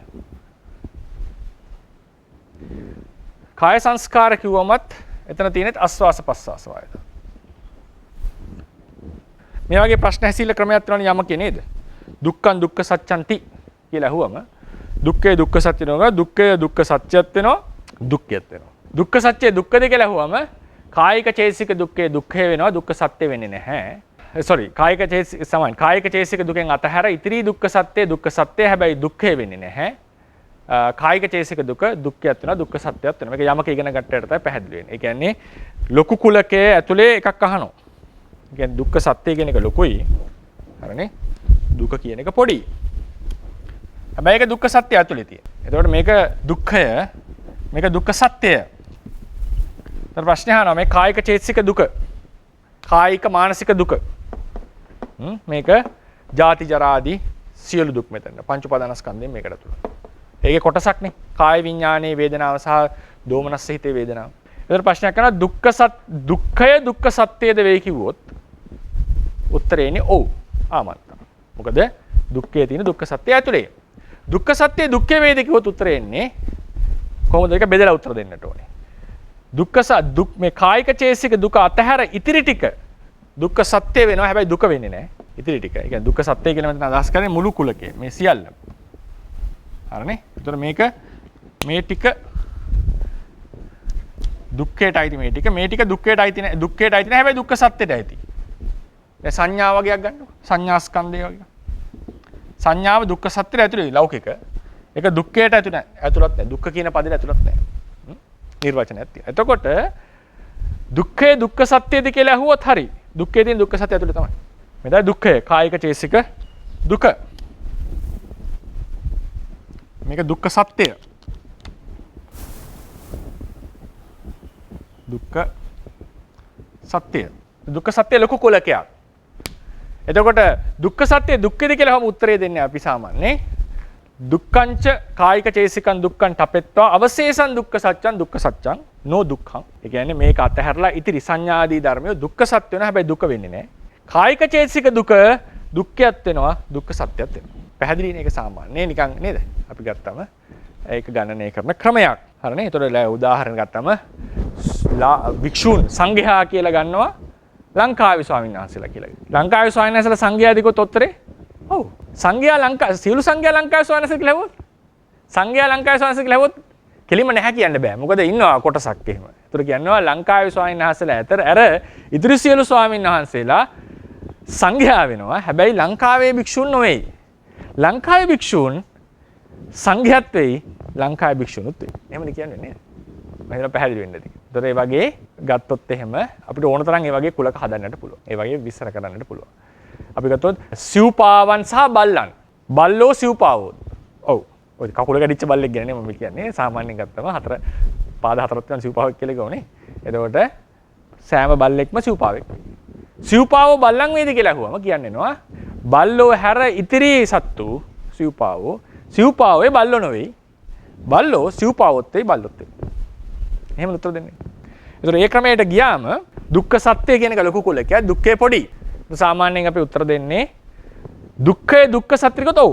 දුක්ඛේ දුක්ඛ සත්‍රිය ඇතුළත්. වාදයක් නැහැ. ඒක ඉන්නේ දුක්ඛය ඔය තියෙන්නේ. දෝමනස්සය, ශෝකය කියන පද වලින් ගන්නේ දුක්ඛය. දුක්ඛ සත්‍ය දුක්ඛේද වේද කිව්වම දුක්ඛය හැර ඉතිරි කොටස් ටික දුක්ඛ සත්‍ය වෙනවා. හැබැයි දුක වෙන්නේ නැහැ. දුක්ඛය වේදනාව, දුක්ඛ වේදනාව, දුක්ඛ සත්‍යත් වේ, දුකත් වේ. හොඳයි උත්තර දෙන්න. දැන් එතකොට මේ ණය ක්‍රමයේ ඉඳලා බැලුවම මේ පාඨය විස්තර කරනකොට අපිට කොහොමද උත්තර දෙන්නේ? දැන් කාය කියන පදේ ආස්වාස පස්වාසක් තියෙනවා සියල්ල තියෙනවා. සියල්ල ඇතුළත්. කාය සංඛාර කියන පදේ ආස්වාස පස්වාස වායෝ ධාතු විතරයි. අර ණය ක්‍රමයේ ඉඳලා මේක බැලුවොත් මොකද වෙන්නේ උත්තරේ? කොහොමද දෙන්න ඕනේ? හිතන්න බලන්න කාය සංස්කාරයේ කාය වේද කියලා හවුද උත්තර දෙන්න ඕනේ කොහොමද? කාය සංස්කාරය කියන්නේ ආස්වාස පස්වාස වායෝ ධාතුව. කාය කිව්වම මේ සියල්ල. හරිනේ? ඒතර සාමාන්‍යයෙන් හිතන කෙනාට කොහොමද කියන්නේ? කාය සංස්කාරයේ කාය වේදිකවොත් උත්තර එන්න ඕනේ ආමන්තා. ඔව්. මොකද මේක ඇතුලේ තියෙනවනේ ඉතින්. මේක ලොකු කුලකේ, මේක පොඩි කුලකේ. අපි සාමාන්‍යයෙන් කියනවා මේක තමයි සම්නිට්ඨානේ, මේක සංසය. හරිනේ? ඒතර සංසය මේකේ ලොකුයි සම්නිට්ඨානට වඩා. ඒතර අපි කියන්නේ ආමන්තා කියලා උත්තර. මෙතන තියෙන්නේ කායෝ කාය සංඛාරෝති. කය මේ සිද්ධිය කාය සංස්කාර කිව්වොත් හොත් කොටසක් තියෙනවනේ. අපිට නැහැ කියන්න බෑ කෙලින්. අපිට කියන්න වෙනවා උත්තර දෙන්න වෙන්නේ තපෙත්වා ආස්වාස පස්සාසෝ. ආස්වාස ප්‍රාස්වාසයේ හැර අවශේෂෝ කායෝ. මේක හැර ඉතිරි කය. කායෝ නෝ න කාය සංඛාරෝ. කාය සංස්කාර වෙන්නේ නැහැ. කාය ආස්වාස පස්සාසෝ නැත්නම් කාය සංස්කාරය හරිනේ? කාය සංඛාරෝපන කායෝ චේව කාය සංඛාරෝ. මේකද ආස්වාස ප්‍රස්වාසය කාය සංස්කාරත් වෙනවා, කයත් වෙනවා. මේක තමයි සාමාන්‍ය බලාපොරොත්තු වෙන උත්තරය අපි. නමුත් පෙළේ එන්නේ නෝ කියලා උත්තරයක්. නැහැ කියලා. එතන මොකද්ද මේක? කොහොමද කියලා ප්‍රශ්නයක් එනවා. අර ක්‍රමයට ඉගෙන ගන්න කෙනාට අනිවාර්යෙන් පැහැදිලිවම ප්‍රශ්නයක් එනවා. මොකද්ද මේකේ තියෙන අර්ථය? සාමාන්‍යයෙන් මේකට දෙන සාම්ප්‍රදායික විස්තරය තමයි සාමාන්‍යයෙන් කියන දේ කාය කියන වචනේ යොදලා තියෙන්නේ කරජ කායට. මේ චතු සමුට්ඨානික ඒක ආස්වාස ප්‍රස්වාසයක් තියෙනවා ඒක ඇතුලේ. ඒක ව්‍යවහාරයක්. කාය කියන වචනේ. කාය සංඛාර කියලා කියන්නේ ආස්වාස ප්‍රස්වාසයේ විතරයි. කාය සංඛාර කියන එක පටිච්චසමුප්පාදයේදී ආස්වාස ප්‍රස්වාසය ගන්න එපා. එහෙම ගත්තොත් එimhe අවිද්‍යාව නිසා හුස්ම ගත්ත වෙනවා. ඊට පස්සේ බුදුරජාණන් වහන්සේ හුස්ම ගන්න නිසා බුදුරජාණන් වහන්සේට අවිද්‍යාව තියෙනවා කියනවා. හරිනේ? ඒ වගේ ප්‍රශ්න ගොඩක් එනවා එතන. ඒ නිසා එතන කාය සංඛාර කියලා කියන්නේ කයින් කරන සංස්කාරය. එහෙම නැතුව හුස්ම ගැනීම නෙවෙයි. කෙනෙක් කියන්න පුළුවන් හුස්ම ගත්තේ ඉපදිච්ච නිසා කලින් මේකෙදි කියලා කෙනෙක් කියනවා. නම අවිද්‍යා සංස්කාර දෙක වැටෙන්නේ දෙකම වැටෙන්නේ පූර්වාර්ධ. ඒක කියනවා අවිද්‍යා සංඛාර දෙක පූර්වාර්ධෙට පූර්ව භවයට යන දෙක. විඥානයේ පටන් දැන් ප්‍රතිසන්දිදලා මෙහෙට එන්නේ. සංස්කාරය දාන්නේ නැහැ සාමාන්‍යයෙන් මේ භවයට අපි. හරිනේ? භව තුනේ පටිච්චසමුප්පාදේ කතා කරනකොට. ඒක තියෙනවා ඒක චිත්තක්ෂණික පටිච්චසමුප්පාදය, නානා චිත්තක්ෂණික පටිච්චසමුප්පාද කියලා පටිච්චසමුප්පාද ભેද තියෙනවා. නමුත් ඒ සාමාන්‍යයෙන් අපි විභංගයේ කතා කරන ටික. නමුත් භව තුන ගත්තම අවිද්‍යා සංස්කාර දෙක වෙනවා. ඒ නිසා මේ කාය සංඛාර කියන එකේ මෙතන ආස්වාස ප්‍රස්වාසය ගත්තට හැමතැනම ගන්නට බෑ ආස්වාස ප්‍රස්වාසය. සමහර තැන කාය සංඛාර කියන්නේ කයින් කරන කුසල් අකුසල්. කාමාවචර කුසල. රූපාවචර ඒවා හැමතිස්සෙම මනෝ කර්ම. චිත්ත සංකාර. එතකොට මේක සාමාන්‍යයෙන් දැන් ඒ නිසා අපි කියන්නේ තමයි සාමාන්‍යයෙන් මෙතන ආස්වාස ප්‍රස්වාසය කාය සංකාර. කාය සංකාර කියන එක යොදලා තියෙන්නේ ආස්වාස ප්‍රස්වාසය. කය කියන එක යොදලා තියෙන්නේ කරජ කයට. ඒ ප්‍රඥප්ති වෙන අර්ථවල යෙදিলা තියෙන්නේ නාම ප්‍රඥප්ති දෙක. නම් දෙක යෙදලා තියෙන වෙන. ඒ නිසා මේ දෙක අපි මිශ්‍ර කරන්නේ නැතුව තබලා තියෙනවා. කියන එක තමයි සාමාන්‍යයෙන් කියන්නේ. මේ ගැන ලොකු අපි ඇයි කියන එක සාමාන්‍යයෙන් කතා කරනවා අඩුයි. සාමාන්‍යයෙන් උගන්වනකොට. මේක දෙක වෙනස් කරලා තියෙනවා. නමුත් අපිට ටිකක් යුක්තියක් මේකේ හොයන්න යනවා නම් යම් යුක්තියක් පේන්නට පුළුවන්. නමුත් ඒක මම ගැරන්ට් කරන්නේ නැහැ. බලන්න ක්‍රමයක්, නුවණින් විමසන්නට පුළුවන් ක්‍රමයක් තමයි මේ කාය සංඛාර කියන පදේ හැදිට ඇති. මේකට විග්‍රහ දෙකක් සාමාන්‍යයෙන් අටුවා හැම්බෙනවා. තවත් විග්‍රහ දෙන්න පුළුවන්. විග්‍රහ කියන එක නිර්මාණය කරන්න පුළුවන්. ඒක තව එකක්. විග්‍රහයක් කියලා කිව්වම. දැන් අටුවාවේ තියෙන විග්‍රහ ඒක ටීකාවලින් තව වැඩි කරනවා.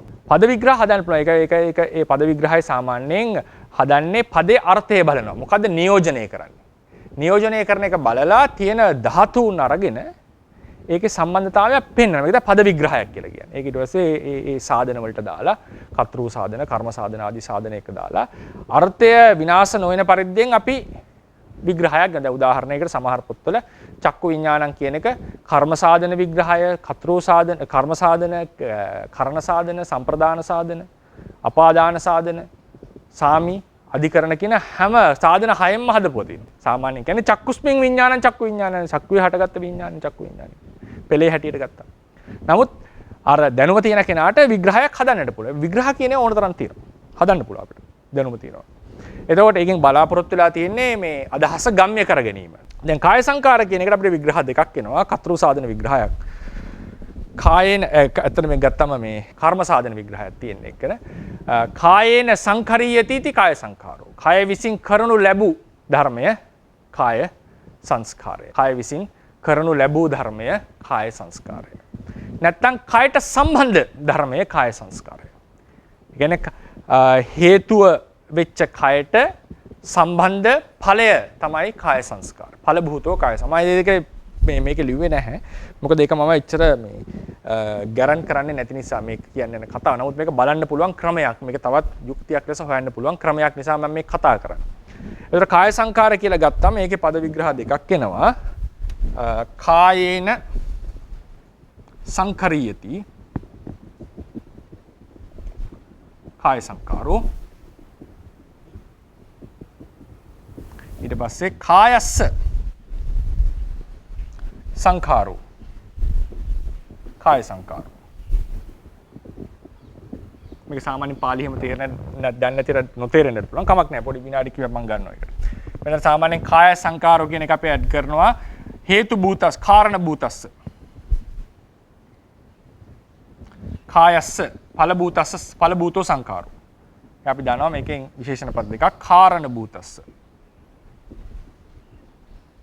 කායස්ස ඵලභූතෝ සංඛාරෝ. කරුණ කාරණේ හේතු වෙච්ච කයට සම්බන්ධ ඵලභූතෝ සංඛාරෝ. එතන සාමි කියන අර්ථයට වඩා අපි ගන්නේ සම්බන්ධාර්ථය. චට්ටි භක්තියේ තියෙන අර්ථ දෙකක්. සාමි සහ සම්බන්ධ. හැම එකටම සාමි කියන්නේ. සාමි කියලා කියන්නේ අයිතිය කියන එකට, පොසෙෂන් කියන එකට. දැන් සාමියෙක් වෙන්නේ 16 මයිහං 16 කිව්වොත් එනේ සාමි සම්බන්ධයක් තියෙන්නේ. මයිහං ගේ හෝ මගේ ගෙදර කියලා කිව්වොත් එනේ සාමි සම්බන්ධයක්. මාතුයා පුත්තෝ මවගේ පුතා කිව්වොත් එතන අයිතියක් නෙවෙයි. එතන කියන්නේ සම්බන්ධයක්. ඒකට කියන්නේ ජනන සම්බන්ධය කියලා. ඒ වගේ චට්ටි විභක්තියෙන් අපි සාමි කියලා කිව්වට එතන තියෙනවා සාමි සහ සම්බන්ධ කියලා අර්ථ දෙකක්. සම්බන්ධයක් විස්තර කරනවා. අයිතිය නෙවෙයි මෙතන විස්තර කරලා තියෙන්නේ. ඒ නිසා මේ කරජ සංස්කාර කියන වායෝ ධාතුව මේ චිත්තජ වායෝ ධාතුව කයට අයිති නෙවෙයි, කයට සම්බන්ධයි. ඒ නිසා මෙතන සම්බන්ධාර්ථය. එතකොට දැන් මේ දෙකම ගත්තම මෙතන තියෙන්නේ බින්හාදීකරණ භාව. මෙතන මේ පදේ ගත්තම මේකෙන් වැදගත් වෙන්නේ සංඛාර කියන පදේ තමයි මූලිකය. සංඛාර කියලා කියන්නේ ධර්මයක් කියන එක. සංකත ධර්මයක්. සකස් කරපු ධර්මයක්. ඵලයක් ලෙස හටගත්ත ධර්මයක්. මොකද්ද සංස්කාරය? අස්වාස පස්වාස වායෝ ධාතුව. මේකෙන් නිරූපණය වෙන්නේ ආස්වාස ප්‍රාස්වාස වායෝ ධාතුව.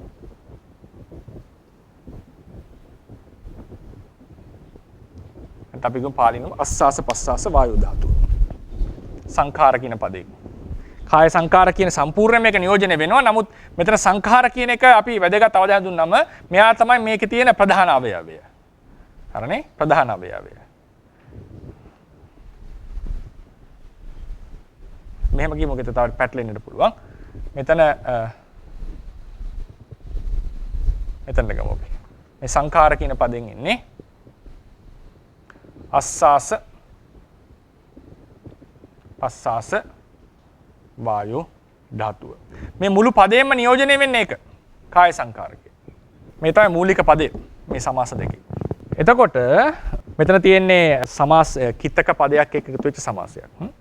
මෙතන තියෙන බින්නාධිකරණ. බින්නාධිකරණයක් කියලා කියන්නේ මේ සංස්කාරයේ අස්වාස ප්‍රස්වාස වායෝ ධාතුව හැදුවේ කය විසින්. අයිති කයට. හැදුවේ කය විසින්. අයිති කයට. දැන් අපි මේ දෙවෙනි විග්‍රහයට යන්නත් අපිට මේ පළවෙනි විග්‍රහය ගැන අවධානයක් දෙමු. මේ පළවෙනි විග්‍රහය අවධානය දෙනකොට කය විසින් කයේ ප්‍රතිඵලයක්. දෙවෙනි විග්‍රහය වුණත් කමන්නේ. දෙවෙනි විග්‍රහයට කය කාරණය සංස්කාරයේ ඵලය. මොකද්ද සංස්කාරයේ ආස්වාස ප්‍රස්වාස වායෝ ධාතුව? හේතු උනේ කය. අපි දන්නවා සාමාන්‍යයෙන් පටිච්චසමුප්පාද විස්තරය එනකොටත් හේතුඵල න්‍යායනකොට තේරවාදයේ තියෙන මූලිකම සිද්ධාන්තයක් හේතුව සහ ඵලය කියන දෙක එකම වෙන්න බෑ කවදාවත්. විඥාන පත්‍යා නාම රූපං කියනකොට නාම කියන පදයෙන් අපි විඥානය ගන්නෙ නෑ. විඥානය හැර ඉතිරි ස්කන්ධ තුන විතරයි ගන්න. විඥානය කියන්නේ විඥාන ස්කන්ධය, නාම කියනකොට වේදනා සංඥා සංස්කාර කියන ස්කන්ධ තුන විතරයි අපි ගන්න. විඥාන ස්කන්ධය ඇතුළත් කරන්නේ නෑ. සාමාන්‍යයෙන් හේතුවයි ඵලයයි ගත්තම හේතුව එකක් ඵලය තව එකක්. දැන් මේකේ බලන්න මෙතන කාය කියන පදේ ගත්තම මේ කායෙම තමයි මේක හරි ගස්සලා තියෙන්නේ. මේ කාය කියලා මේකමයි ගන්න. කරජ කාය කියලා ඒක අර්ථකථනය දෙන්නේ. මෙතන ගන්න කරජ කාය නිසා හදක් සකස් කරපු අස්වාස ප්‍රස්වාසයක් නම් මේ නිර්වචනයෙන් කාය කිව්වම මෙතන තියෙනවා අස්වාස ප්‍රස්වාසයත් ඇතුළත්ද මුළු ධර්ම සමූහය. අස්වාස ප්‍රස්වාසයත් ඇතුළත්. එතකොට මේකෙන් නිපද වෙච්ච දේ මොකද්ද? ආස්වාස ප්‍රාස්වාසය. මෙතන ධර්ම ප්‍රශ්නයක් එනවා. මොකද්ද? ආස්වාස ප්‍රාස්වාසයත් දායක වෙලා තියෙනවා ආස්වාස ප්‍රාස්වාසයට කියලා. පැහැදිලිද? ඇයි මෙතන තියෙනවනේ මේ හේතු ගොඩේ ආස්වාස ප්‍රාස්වාසයක් තියෙනවා. ඵලෙත් තියෙනවා ආස්වාසය. එතකොට මේ ගත්තොත් එහෙම මෙතන ආස්වාස ප්‍රාස්වාසයට ඇතුළත් කරලා මේක අරගත්තොත් හේතුවෙහි තියෙන ධර්මයක්ම ඵලයට ඇතුළත් වෙලා තියෙනවා. එතකොට මේ පද විග්‍රහය ගැටලුකාරී වෙනවා. එතකොට ඒ අර්ථයේදී අපි කාය කියලා චතුස්සමුට්ඨානික මුළු කය ආස්වාස ප්‍රස්වාස ඇතුළත් වූ මුළු කය අරගෙන ආස්වාස ප්‍රස්වාසයේ වෙනම චිත්ත සමුට්ඨානික කය ලෙස ගත්තම අපිට එන්න වෙන්නේ අර වගේ උත්තරයක්නේ. අපි සත්‍යයමකේ දිව වගේ උත්තරයක් දෙන්න වෙන්නේ. තපෙත්වා අවශේෂං එහෙම උත්තරයක් දෙන්න වෙන්නේ. එහෙම උත්තරයක් නෙවෙයි පෙළේ තියෙන නෝ කියන උත්තරය. නෝ කියන උත්තරයට යුක්ති දෙකක් පුළුවන්. එකක් තමයි අර වගේ නම් දෙකක් ඒක අදාළ නැහැ. කෙලින්ම කාය කියන නම සංකාරස් මොකද? කාය සංකාරයට යොදා නැහැ. කාය සංකාර කියන නම කරජ කායට යොදලා නැහැ. ඒ නිසා ඒක ගැන කතා කරන්නට දෙයක් නැහැ කියලා අපිට ඉන්නට පුළුවන්.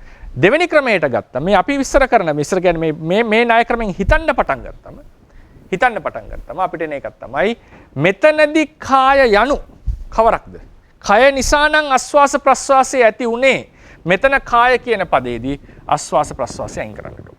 ආස්වාස ප්‍රාස්වාසයේ හැර ඉතිරි කොටසට කය කියලා කිව්වම ඒ ටිකෙන් ජනනය වෙච්ච එක ආස්වාස ප්‍රස්වාසය කිව්වම ධර්ම විරෝධී බවක් නැහැ. මොකද හේතුවේහි ඵලය නැහැ. හේතුවේහි ඵලය ගැබ් වෙලා නැහැ. හේතුවේ ඵලය අන්තර්ගත වෙලා නැහැ. හැබැයි එහෙම එනකොට එහෙම ගණනය කිරීමක් කරනකොට කරජකාය කය කියන පදෙහි අභිධේයාර්ථ දෙනකොට කය කියන පදෙහි අභිධේයාර්ථ දෙනකොට ආස්වාස ප්‍රාස්වාසයේ හැර අවශේෂ චතුසමුට්ඨානික කාය. ඒතර වායෝ ධාතු 5යි ගන්න වෙන්නේ. මේක 6 වෙනි වායු ධාතුව නැතුව. ඒකේ තියෙනවා ලොකු ධර්ම වැලිඩිටියක් ඒ ක්‍රමයට. ඒ නිසා ඒකෙන් කියනවා බය නැතුව ඇයි යමකේ නෝ කිව්වේ? එතන කාය කියන පදේ ආස්වාස ප්‍රස්වාසයේ නැති නිසා. ආස්වාස ප්‍රස්වාසය කියන පදේ කය සංග්‍රහ වෙන්නේ නැහැ. මොකද ඒ කයෙන් වෙනම ධර්මයක් ලෙස හඳුන්වපු නිසා. ඒ නිසා පද දෙකටම නෝ කියන්නට යුක්තිය පේනවා. හැබැයි එතකොට වෙනස වෙන්නේ කායෝ කියන පදෙහි අභිධේයාර්ථ වෙනස් කරන්න පුළුවන්. නමුත් අපි සාමාන්‍යයෙන් ඉගෙන ගන්නකොට එතන පොදුවේ කරජකය විතරයි අරගෙන තියෙන්නේ. මේ තමයි සාම්‍යයන්ෙන් අභිධේයාර්ථ ඇහිඳින ක්‍රමය. අභිධේයාර්ථ ඇහිඳින ක්‍රමයේදී සමහර ලාවට මති මතාන්තර තියෙන්නට පුළුවන් අදහස් විසමත්වයක් තියෙනවා. දැන් උදාහරණයකට සාම්ප්‍රදායික අභිධේයාර්ථ ඇහිඳින ක්‍රමයේදී මම කියන්නේ නැහැ. ඒ කියන්නේ ඒකෙන් මම අදහස් කරන්නේ ඒ අභිධේයාර්ථ වැරදි මේක හරි කියන එක නෙමෙයි. සාමාන්‍යයෙන් අපි ඇහිඳිනවා අභිධේයාර්ථ ඇහිඳින ක්‍රමයේදී මච්චරිය කියන එක සාමාන්‍ය ඉගෙන ගන්න ක්‍රමය. මච්චරිය කියන එක අපි කියනවා ඒකාන්ත අජ්ජත්තාරම්මනයි. නමුත් අපි පැහැදිලිවම දන්නවා ආවාස මච්චරිය, කුල මච්චරියනේ, ලාභ මච්චරිය වගේ දේවල් බහිද්ධාරම්මණයක පිළිහිටනවා. Tamanට සම්බන්ධ කරලා හිතන එක හරි. නමුත් අජ්ජත් බහිද්ධ ભેදේ අභිධර්මයේ එන්නේ අන්තිමටම අජ්ජත් කියන්නේ තමන්ගේ ආත්ම භාවයට සම්බන්ධ දේවල්, බහිද්ධා කියන්නේ තමන්ගේ මගේ සිවුර පවා බහිද්ධයි ඒක හැටියට. අභිධර්ම ක්‍රමයේ හැටියට. ඒ නිසා ඒක ඒකාන්තයෙන් අජ්ජත්තාරම්මනයි මච්චරිය කියන පදය පසුකාලීන ආචාර්යවරු දැඩි ලෙස විවේචනයට ලක් කරනවා. මේක බිය නොහැකි එකක්. ඒකම සම්ප්‍රදාය ඇවිල්ලා තියෙන ඒ ක්‍රමයට. අපි සාමාන්‍යයෙන් ඔය අය කියන්නේ පරමාර්ථ ඇහිඳින ක්‍රමයේදී. ඉතින් ඒ විදිහට ගත්තම ඒකේ මම අදහස් කරේ ඒ වගේ තියෙන්න පුළුවන්. ඉතින් මේකෙදි වෙන්නේ කාය සංඛාර සහ කාය කියන පද දෙකටම නෝ කියන අර්ථය එනකොට අපිට හිතන්නට පුළුවන් එකක් තමයි කායෝ කියනකොට එතන ආස්වාස ප්‍රස්වාසයේ නැතුව ඉතිරි කය අරගෙන ආස්වාස ප්‍රස්වාස වෙනම ගත්තා. ඒක විග්‍රහයට සම්පූර්ණයෙන් ගැලපෙනවා. කායේන සංකරේදී කාය සංකාරෝ. කය විසින් සකස් කර. මොකද්ද මේ කය විසින් සකස් කරේ ආස්වාස ප්‍රස්වාස කය නම් ආස්වාස ප්‍රස්වාසයේ කයට ඇතුළත් වෙන්න බෑ එතනදී. කය විසින් තමයි ආස්වාස ප්‍රස්වාසය ඇති කරේ. ඉතිරි කොටස් ටික නිසා. ඊට පස්සේ ඊළඟ ක්‍රමය තමයි අපි ගන්නට ඕනේ මේක කුදු නන් දෙකක්. ඒක නන් දෙකක්. ආස්වාස ප්‍රස්වාසයට කිව්වා කාය සංකාරය කියලා. කාය සංකාර කියන නම කයට යෙදුවේ නෑ. කාය කියන නම ආස්වාස ප්‍රස්වාසයට යොදා නෑ. ඒ නිසා කායෝ කාය සංකාරෝති කාය සංකාරෝ කායෝති කියන ප්‍රඥප්ති අර්ථයෙන් නෝ කියනවා මිසක් පරමාර්ථ විශ්ලේෂණයට ගියොත් අපි මොකද අපිට තියෙනවානේ චතුසමුට්ඨානිකයි චිත්තජයි පරමාර්ථ විශ්ලේෂණය ගිය ගමන් අනිවාර්යයෙන් මෙතන හැපීමක් සිද්ධ වෙනවා. එතකොට අර පරමාර්ථ විශ්ලේෂණයෙන් හිතපු ගමන් උත්තර දෙන්නට වෙන්නේ සත්‍ය යමකේ උත්තර දීපු විදිහට. එහෙනම් උත්තරේ එන්නට ඕනේ මම අවසන් කරන්නම්. උත්තරේ එන්නට වෙන්නේ කායෝ කාය සංඛාරෝති කිව්වොත් කියන්නට වෙන්නේ කාය සංඛාරං තපෙත්වා අවශේෂෝ කායෝ න කාය සංඛාරෝ. කාය සංඛාරෝ කායෝ චේව කාය සංඛාරෝච. ඊට පස්සේ මේ උත්තරේදී කාය සංඛාරෝ කායෝති ආමන්තා. මේක තමයි සාමාන්‍යයෙන් අපි බලාපොරොත්තු වෙන උත්තරය මේ ක්‍රමයට ගියාම. ඉතින් අපිට ගන්න පුළුවන් පැතිකඩ දෙක තමයි හුදු නාම යෝජන නම් යෙදීමක් ලෙස කය සහ කාය සංඛාර කියන නම් දෙක මේකට ඉදිරිය නැහැ කියන එකෙන් අපි නෝ කියලා ප්‍රතිෂේධ කරනවා. අපි පරමාර්ථ ක්‍රමයෙන් මේක හිතාගෙන ගියොත් නෝ කියන එකට සාධාරණීකරණයක් කරන්නට ගියොත් කාය කියන පදේ අභිධේයාර්ථ වෙනස් කිරීමට ලක් කරන්න වෙනවා. එතනදී ආස්වාස ප්‍රස්වාසයේ හැර චතුසමුට්ඨානික කාය කියලා ගන්නට වෙනවා. ඒකෙන් ඒක පදනම් වෙන්නේ හේතුඵල සම්බන්ධතාවය සහ මේකේ තියෙන ව්‍යාකරණ යුක්තිය. ඒ නිසා මේ ටික තමයි සාකච්ඡා කරන්න තියෙන්නේ. අද අපි සාකච්ඡා කරේ ටිකක් සාමාන්‍ය මාතෘකා ටිකක් කෙලෙණීම නේද? දහඩි දැමීම, කඳුළු ගැනීම, සොටු ගැනීම සහ ආනාපාන සතිය, ඒක එහෙම නැත්නම් හුස්ම ගැනීම කියන මාතෘකාවේ තවත් විශේෂ කරුණු කාරණා ටික මම දේශනාව අවසන් කරනවා. තේරුම් කාර කියන වචනයක් තියෙනවා නේද? ඒකයි සංස්කාරය කියන්නේ එකම දෙයක්ද? මොකද සංසාරද? සංස්කාර. සංස්කාර කියන්නේ මිශ්‍ර සිංහල වචනයක්. නැත්නම් සංස්කෘත වචනයක්. ඒකෙන් හඳුන්වන්නේ සංස්කාර කියන. මෙහෙමයි. ඒක සංස්කාර කියලා කියන්නේ සිංහල වචනය. සංඛාර කියන එකයි සංස්කාර කියන එකයි එකමයි. අර්ථ වශයෙන්. හරිනේ? ඒකේ සංස්කෘත පදේ තමයි සංස්කාර. පාලි සිංහල සුද්ධ සිංහලෙත් සංස්කාර කියලා කියන්නේ සුද්ධ මිශ්‍ර සිංහලෙන්. සුද්ධ සිංහලෙන් කියන්නේ මොකද ඇති තව ගොඩක් මේක අඩු වෙනවනේ. අර කියන්නේ සංඛාර කියන මේක සංඛාර කියලා පාලියෙන් එන්නේ. මෙතන සාමාන්‍යයෙන් අපි ගන්නේ දැන් උදාහරණ ගන්න අපි ඉංග්‍රීසියෙන් sons කියලා. සංස්කර් කියන මේක මේ ඉංග්‍රීසි අකුරු වලින් මම ලියන්නේ එකම සිංහල මේක. එතකොට මේක සංස්කාර. මේක දීර්ඝ වෙනවා. හරිනේ? ෆිලොලොජි ක්‍රමය කියලා කියන්නේ සංස්කෘත පාලි සම්බන්ධතාවය අපි ඉස්සර කරනකොට සයන්නයි කයන්නයි කියන දෙක තුනම උක්ක කියලා දෙනවා. එතකොට ව්‍යංජන තුනක් එක ළඟ තියෙනකොට එක ව්‍යංජනයක් ලොප් වෙනවා. එතකොට මේක සංඛාර කියලා පදේ හැදෙනවා. මේක නිග්‍රහිතර සංඛාර කියලා අපි ගන්න. මෙහෙම සංඛාර කියලා පදේ හදනවා. මොකද හේතුව එහෙම හිතන්න කියන්නේ මේ සංස්කාර කියන එක අපි පාලියේ නිර්වචනය කරන්නේ කර ධාතුව. මේ කයන්න මහ ප්‍රාණ උනේ කොහොමද කියලා අහුවොත්. ඒ කියන්නේ කොහොමද කියලා කියන්නේ අපි සාමාන්‍යයෙන් කියනවා කයන්න මහ ප්‍රාණ උනා කියලා. නමුත් ඒකේ යුක්තිය හොයන්න ගියාම එහෙම එකපාරට නිකන් භාෂා විද්‍යාත්මකව කයනු මහ ප්‍රාණ වෙන්නට බෑ. ඒකට මොකද හේතුවක් තියෙනවනේ. යුක්තියක් තියෙන්නට ඕනේ. සංස්කෘතෙන් ඒ යුක්තිය හවු වෙනවා. ඒ තමයි සයන්නයි සහ කයන්න. සයන්න කියන්නේ ඇස්පිරේටර්. ඇස්පිරේටර් මොකද? ඒක කියන්නේ උස්මාක්ෂරයක්. ඒ උස්මාක්ෂරයක් එක්ක තියෙන වර්ගාක්ෂරයක් ගොඩක් වෙලාවට මහ ප්‍රාණ බවට පරිවර්තනය වෙනවා. ඒ නිසා ওই දෙක තමයි ඒ කියන්නේ අපි කියනවා මේක තමයි සංස්කෘත කවුන්ටර්පාර්ට්. සංඛාර කියන එකේ සංස්කෘත වචනය සංස්කාර. ඒකේ ධාතුව භාෂා දෙකේම ධාතුව තමයි කර ධාතුව. කිරීම අර්ථය. මේකේ මහ ප්‍රාණ වීමට හේතුව සංස්කෘත භාෂාවේ උපසර්ගයේ සංස් කියලා උපසර්ගයක් තියෙනවා. සංස් අල්සයන්කුත් සහිතව. ඒ සයන්නේ බලපෑම සහ කයන්නේ බලපෑම එකතු වුණාම ඒ සංස්කෘත භාෂාවේ තිබිච්ච බලපෑම නිසා ප්‍රාකෘතයක් වෙච්ච පාලියට මේ කයන්න මහ ප්‍රාණ ලෙස පැමිණෙනවා. නමුත් හරිනම් හැදෙන්නට ඕන එක ඒක ෆිලොජිකලි එන්නට ඕනේ සංඛාර කියලා. ඊට පස්සේ තියෙනවා සාමාන්‍යයෙන් පාලියේ නීති පාලියට එනකොට ව්‍යංජන තුනක් එක ළඟ තියෙනවා අඩුයි. තියෙන අවස්ථා තියෙනවා අඩුයි. එතකොට මේකෙදි නිග්‍රහිතිය වෙන නැති වෙනවට කයන්න නැති වෙලා සංඛාර කියන පදේ හැදෙනවා.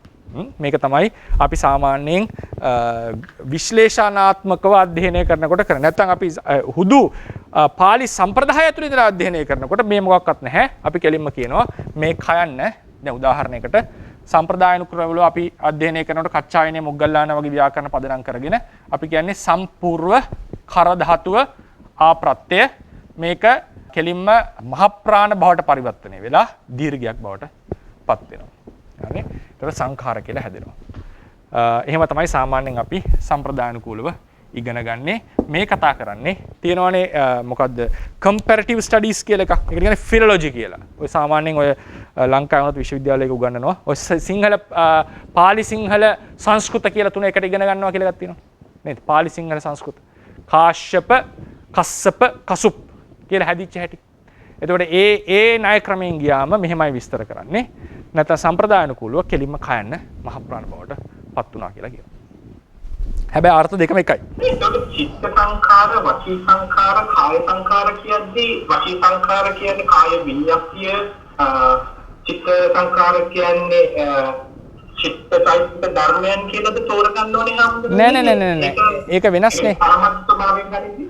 නෑ අපි කිව්වේ එතන කර්ම ద్వාර ලෙස ගත්තම කාය විඤ්ඤාතිය කාය කර්ම ద్వාරය. වචී විඤ්ඤාතිය වාක් කර්ම ద్వාරය. ඒක එකක්. හරිනේ ඒක වෙන එකක්. ඒක ඒ ద్వාර කර්ම ద్వාර ලෙස තමයි විඤ්ඤාප්ති දෙක ලෙන්නේ අපිට. දැන් මෙතන අපි ගත්තේ සංස්කාර නැත්නම් සංඛාර කියන පදේ. අපි පාලියෙන් කියමුකෝ සංඛාර කියලා. ඒ සංඛාර කියන පදේ ආවම ඒකෙදි අර්ථ ගොඩක් තියෙනවා. සමහර ලාවට අපි ගන්නවා කුසල අකුසල චේතනාව. කය කර්මයක් කරනකොට තිබිච්ච චේතනාව කාය සංඛාරය. වචී සංඛාරය, චිත්ත සංඛාරය. ඊට පස්සේ මෙතනදී ගන්නේ ආස්වාස ප්‍රස්වාසයේ කාය සංඛාරය, විතක්ක ਵਿਚාර දෙක වචී සංඛාරයේ, වේදනා සංඥා දෙක චිත්ත සංඛාරය. එහෙම නැත්නම් විතක්ක ਵਿਚාර වර්ජිත අවශේෂ චෛසික 50ම චිත්ත සංඛාරය ලෙස ගන්න අවස්ථාවක් තියෙනවා. ඔව්. ඒතකොට මේ දෙක ඒක වෙනස්. ඒක විඤ්ඤාප්තිය එන්නේ කර්ම ద్వාර, කාය කර්ම ద్వාරය, වචී කම්ම ద్వාරය කියන එකේ. වචී සංඛාරේ කාය සංඛාර කියලා අපි උඩ තෝරගන්න ඕනේ මොනවාද ඒකට? මට තේරෙන්නේ නැහැ. මම නම් ඒක තෝරගත්ත විදිය වරදක් තියෙනවද නැද්ද? සංඛාර කියලා ගත්තාම චිත්ත සංඛාර, වචී සංඛාර, කාය සංඛාර කියලා කාය සංඛාර එක ක්‍රම දෙකකට බෙදන්න ඕනේ ඒක. කාය සංඛාර කිව්වොත් ආස්වාස ප්‍රස්වාසය, චිත්ත වචී සංඛාරය කිව්වොත් විතක්ක ਵਿਚාර, චිත්ත සංඛාරය කිව්වොත් වේදනා සංඥා ප්‍රධාන චෛසික ධර්ම කියලා කියන එක එක ක්‍රමයක්. ඒක ක්‍රමයක්. ඒක චිත්ත විතක්ක ਵਿਚාර ඇතුළව ගන්න වේදනා සංඥා, ඒ කියන්නේ වේදනා සංඥා ප්‍රධාන සියලු චෛසික කියලා ගත්තට කමක් නැහැ චිත්ත සංඛාර කියන්නේ. ඊට පස්සේ ඒක එක ක්‍රමයක්. ඊට පස්සේ දෙවෙනි ක්‍රමය තමයි කයෙන් කරන කර්මවල චේතනාව කාය සංඛාරය. වචනයෙන් කරන කර්මවල චේතනාව වචී සංඛාරය. ඇයි? අවශේෂ සියලු චේතනා චිත්ත සංඛාරය. ඔය තමයි ඊළඟ ක්‍රමය. කර්ම චේතනා, කර්ම චේතනා. අභ්‍යාකත ඒවා නෙවෙයි. ඔව්. එතන අවිද්‍යාවි පටිච්චසමුප්පාදයේදී සංඛාර කියලා පෙන්නන්නේ කොහොමද දෙකෙන්ම නෑ අර පළවෙනි දෙවෙනි එක. ඒ කියන්නේ කර්ම කතාව. කර්ම මේක නෙවෙයි. තේරවාදයේදී මේක ගන්න නෑ පටිච්චසමුප්පාදයේදී. මේක වෙනම සංස්කාර කතාවක්. මේ එන්නේ මේ තයෝච සංඛාරානම් පටිපස්සද්ධියා කියලා එනවනේ මේ මොකේද ද්විහි බලේහි සමන්නාගතත්තා තයෝච සංඛාරානම් පටිපස්සද්ධියා සෝලසහි ඥානචර්යාහි අනවහි සමාධිචර්යාහි වසී භාවනා පඤ්ඤා නිරෝධ සමාපත්තිය ඥානං කියලා එනවනේ පටිසම්භිදා මාර්ගයේ ඥාන කතාවක්. එතකොට මෙතන එන්නේ කොහොමද පටන් ගත්තේ? තින්නම් ද්විහි බලේහි සමන්නාගත සමත බලය සහ විපස්සනා බලය හේතු කරගෙන ද්විහි බලේහි සමන්නාගතත්තා තයෝච සංඛාරානම් පටිපස්සද්ධියා චතුර්ථ ධානයෙන් කාය සංස්කාරත්, ဒုတိ ය ධානයෙන් චිත්ත වචී සංඛාරත්, චතුර්ක ණය ක්‍රමයෙන් පංචක ණය ක්‍රමයෙන් ගත්තොත් තෘතිය ධානයේට වචී සංඛාරත්, නේව සංඥා නා සංඥායතනෙන් චිත්ත සංඛාරත්. චිත්ත සංඛාර, නේව සංඥා නා සංඥායතන එකේ වෙනස් වෙන්නේ චතුර්ථ ධානයට පැමිණීමෙන් කාය සංඛාර. ဒုတိ ය ධානයට පැමිණීමෙන් චිත්ත වචී සංඛාර. නේව සංඥා නා සංඥායතන සිතේ භංගයෙන් චිත්ත සංඛාර. දුරු වෙලා තයෝච සංඛාරානම් පටිපස්සද්ධියා සෝලසහි ඥානචර්යාහි ඒ විපස්සනා වඩන ඥාන 16 ක්‍රමයට සෝල ඥාන නවහි සමාධිචර්යාහි සමාපatti 8යි උපචාර සමාධියයි නවහි සමාධිචර්යාහි වසී භාවතා භාවනා ඒවල වසී භාවනාව නිසා ඇති කර ගන්නා වූ ඒ සිස්ටම් ඒ කියන්නේ ඒ පුරුදු කරනමින් යන්න පුළුවන් ඒ පුහුණුවේ ඇතිවෙන්නා වූ ප්‍රඥාව නිරෝධ සමාපත්තිය ඥාන. එතන ගන්න අපි මෙන්න මේ ක්‍රමයට. නැත්තම් අවිජ්ජාපච්චය සංඛාරා කියන තැන සංඛාර කියන්නේ කාය කර්ම, වචී කර්ම, මනෝ කර්ම. ඒ කියන්නේ කුසල අකුසලිය අවිද්‍යාව නිසා ඇතිවෙච්ච. අනුසය නිසා ඇතිවෙච්ච. එතන වෙනයි. සබ්බේ සංඛාර අනිච්චා අනිච්චාති යදා පඤ්ඤාය පස්සති කියනකොට එතන විපස්සනා අපි ගන්නවා සාමාන්‍යයෙන් සියලුම සංකත ධර්මියෝ. ලෞකික ලෝකෝත්තර සියල්ලම. හරිනේ? හැබැයි විපස්සනාවට ආරූඪ කරලා ගත්තොත් ඒ වාක්‍යෙම එතන ගන්නේ ලෞකික සියලු සංස්කාරය. ඊට පස්සේ එකක් එනවා සබ්බේ ඊට පස්සේ එනවා වේදනා රූපක්ඛන්தோ වේදනාක්ඛන්தோ සංඥාක්ඛන්தோ සංඛාරක්ඛන්தோ. එතන ගන්නේ වේදනා සංඥා දෙකෙන් අඤ්ඤ වෙච්ච ඉතිරි සියලු චෛතසික ධර්ම. ඊට පස්සේ එනවා අපිට සංකත සංඛාර හේතු නිසා හටගත් සියලුම ධර්මයෝ. අபிසංකත සංඛාර ලෞකික කුසල අකුසල කර්ම විසින් සකස් කරපු විපාක ධර්ම. අபிසංකරණ සංඛාර ලෞකික කුසල අකුසල කර්ම චේතනා. ප්‍රයෝගාபிසංඛාර වීරිය චෛතසිකය. ඊට පස්සේ එනවා කාය සංඛාර කියලා එකක් එනවා. සමහර තැන්වල අපි ගන්නවා වායෝ ධාතුවට. ඊට පස්සේ ප්‍රයෝගාபிසංඛාරේ ඒ කායික අංශයෙන් ගත්තම. නැත්තම් ගත්තම වීරිය චෛතසිකය. ඒක නැවත බෙදෙනවා කාය සහ චිත්ත කියලා. එතකොට ගත්තොත් එහෙම සමහරලාට සක්මන් කරමින් භාවනා කරනකොට කායික වීරිය කියලා ගන්නවා. ඊට පස්සේ ඒ වීරිය චෛතසිකය. ඊට පස්සේ ඉඳගෙන භාවනා කරන එක මානසික වීරිය කියලා ගන්නවා. ওই විදිහට ඒ සංඛාර කියන ඊට පස්සේ අපි ගත්තොත් එහෙම තව කියමුකෝ ඔය සසංකාරික අසංකාරික පදේ. එතන සංඛාර කියලා කියන්නේ ප්‍රයෝග සහ උපාය කියන දෙක.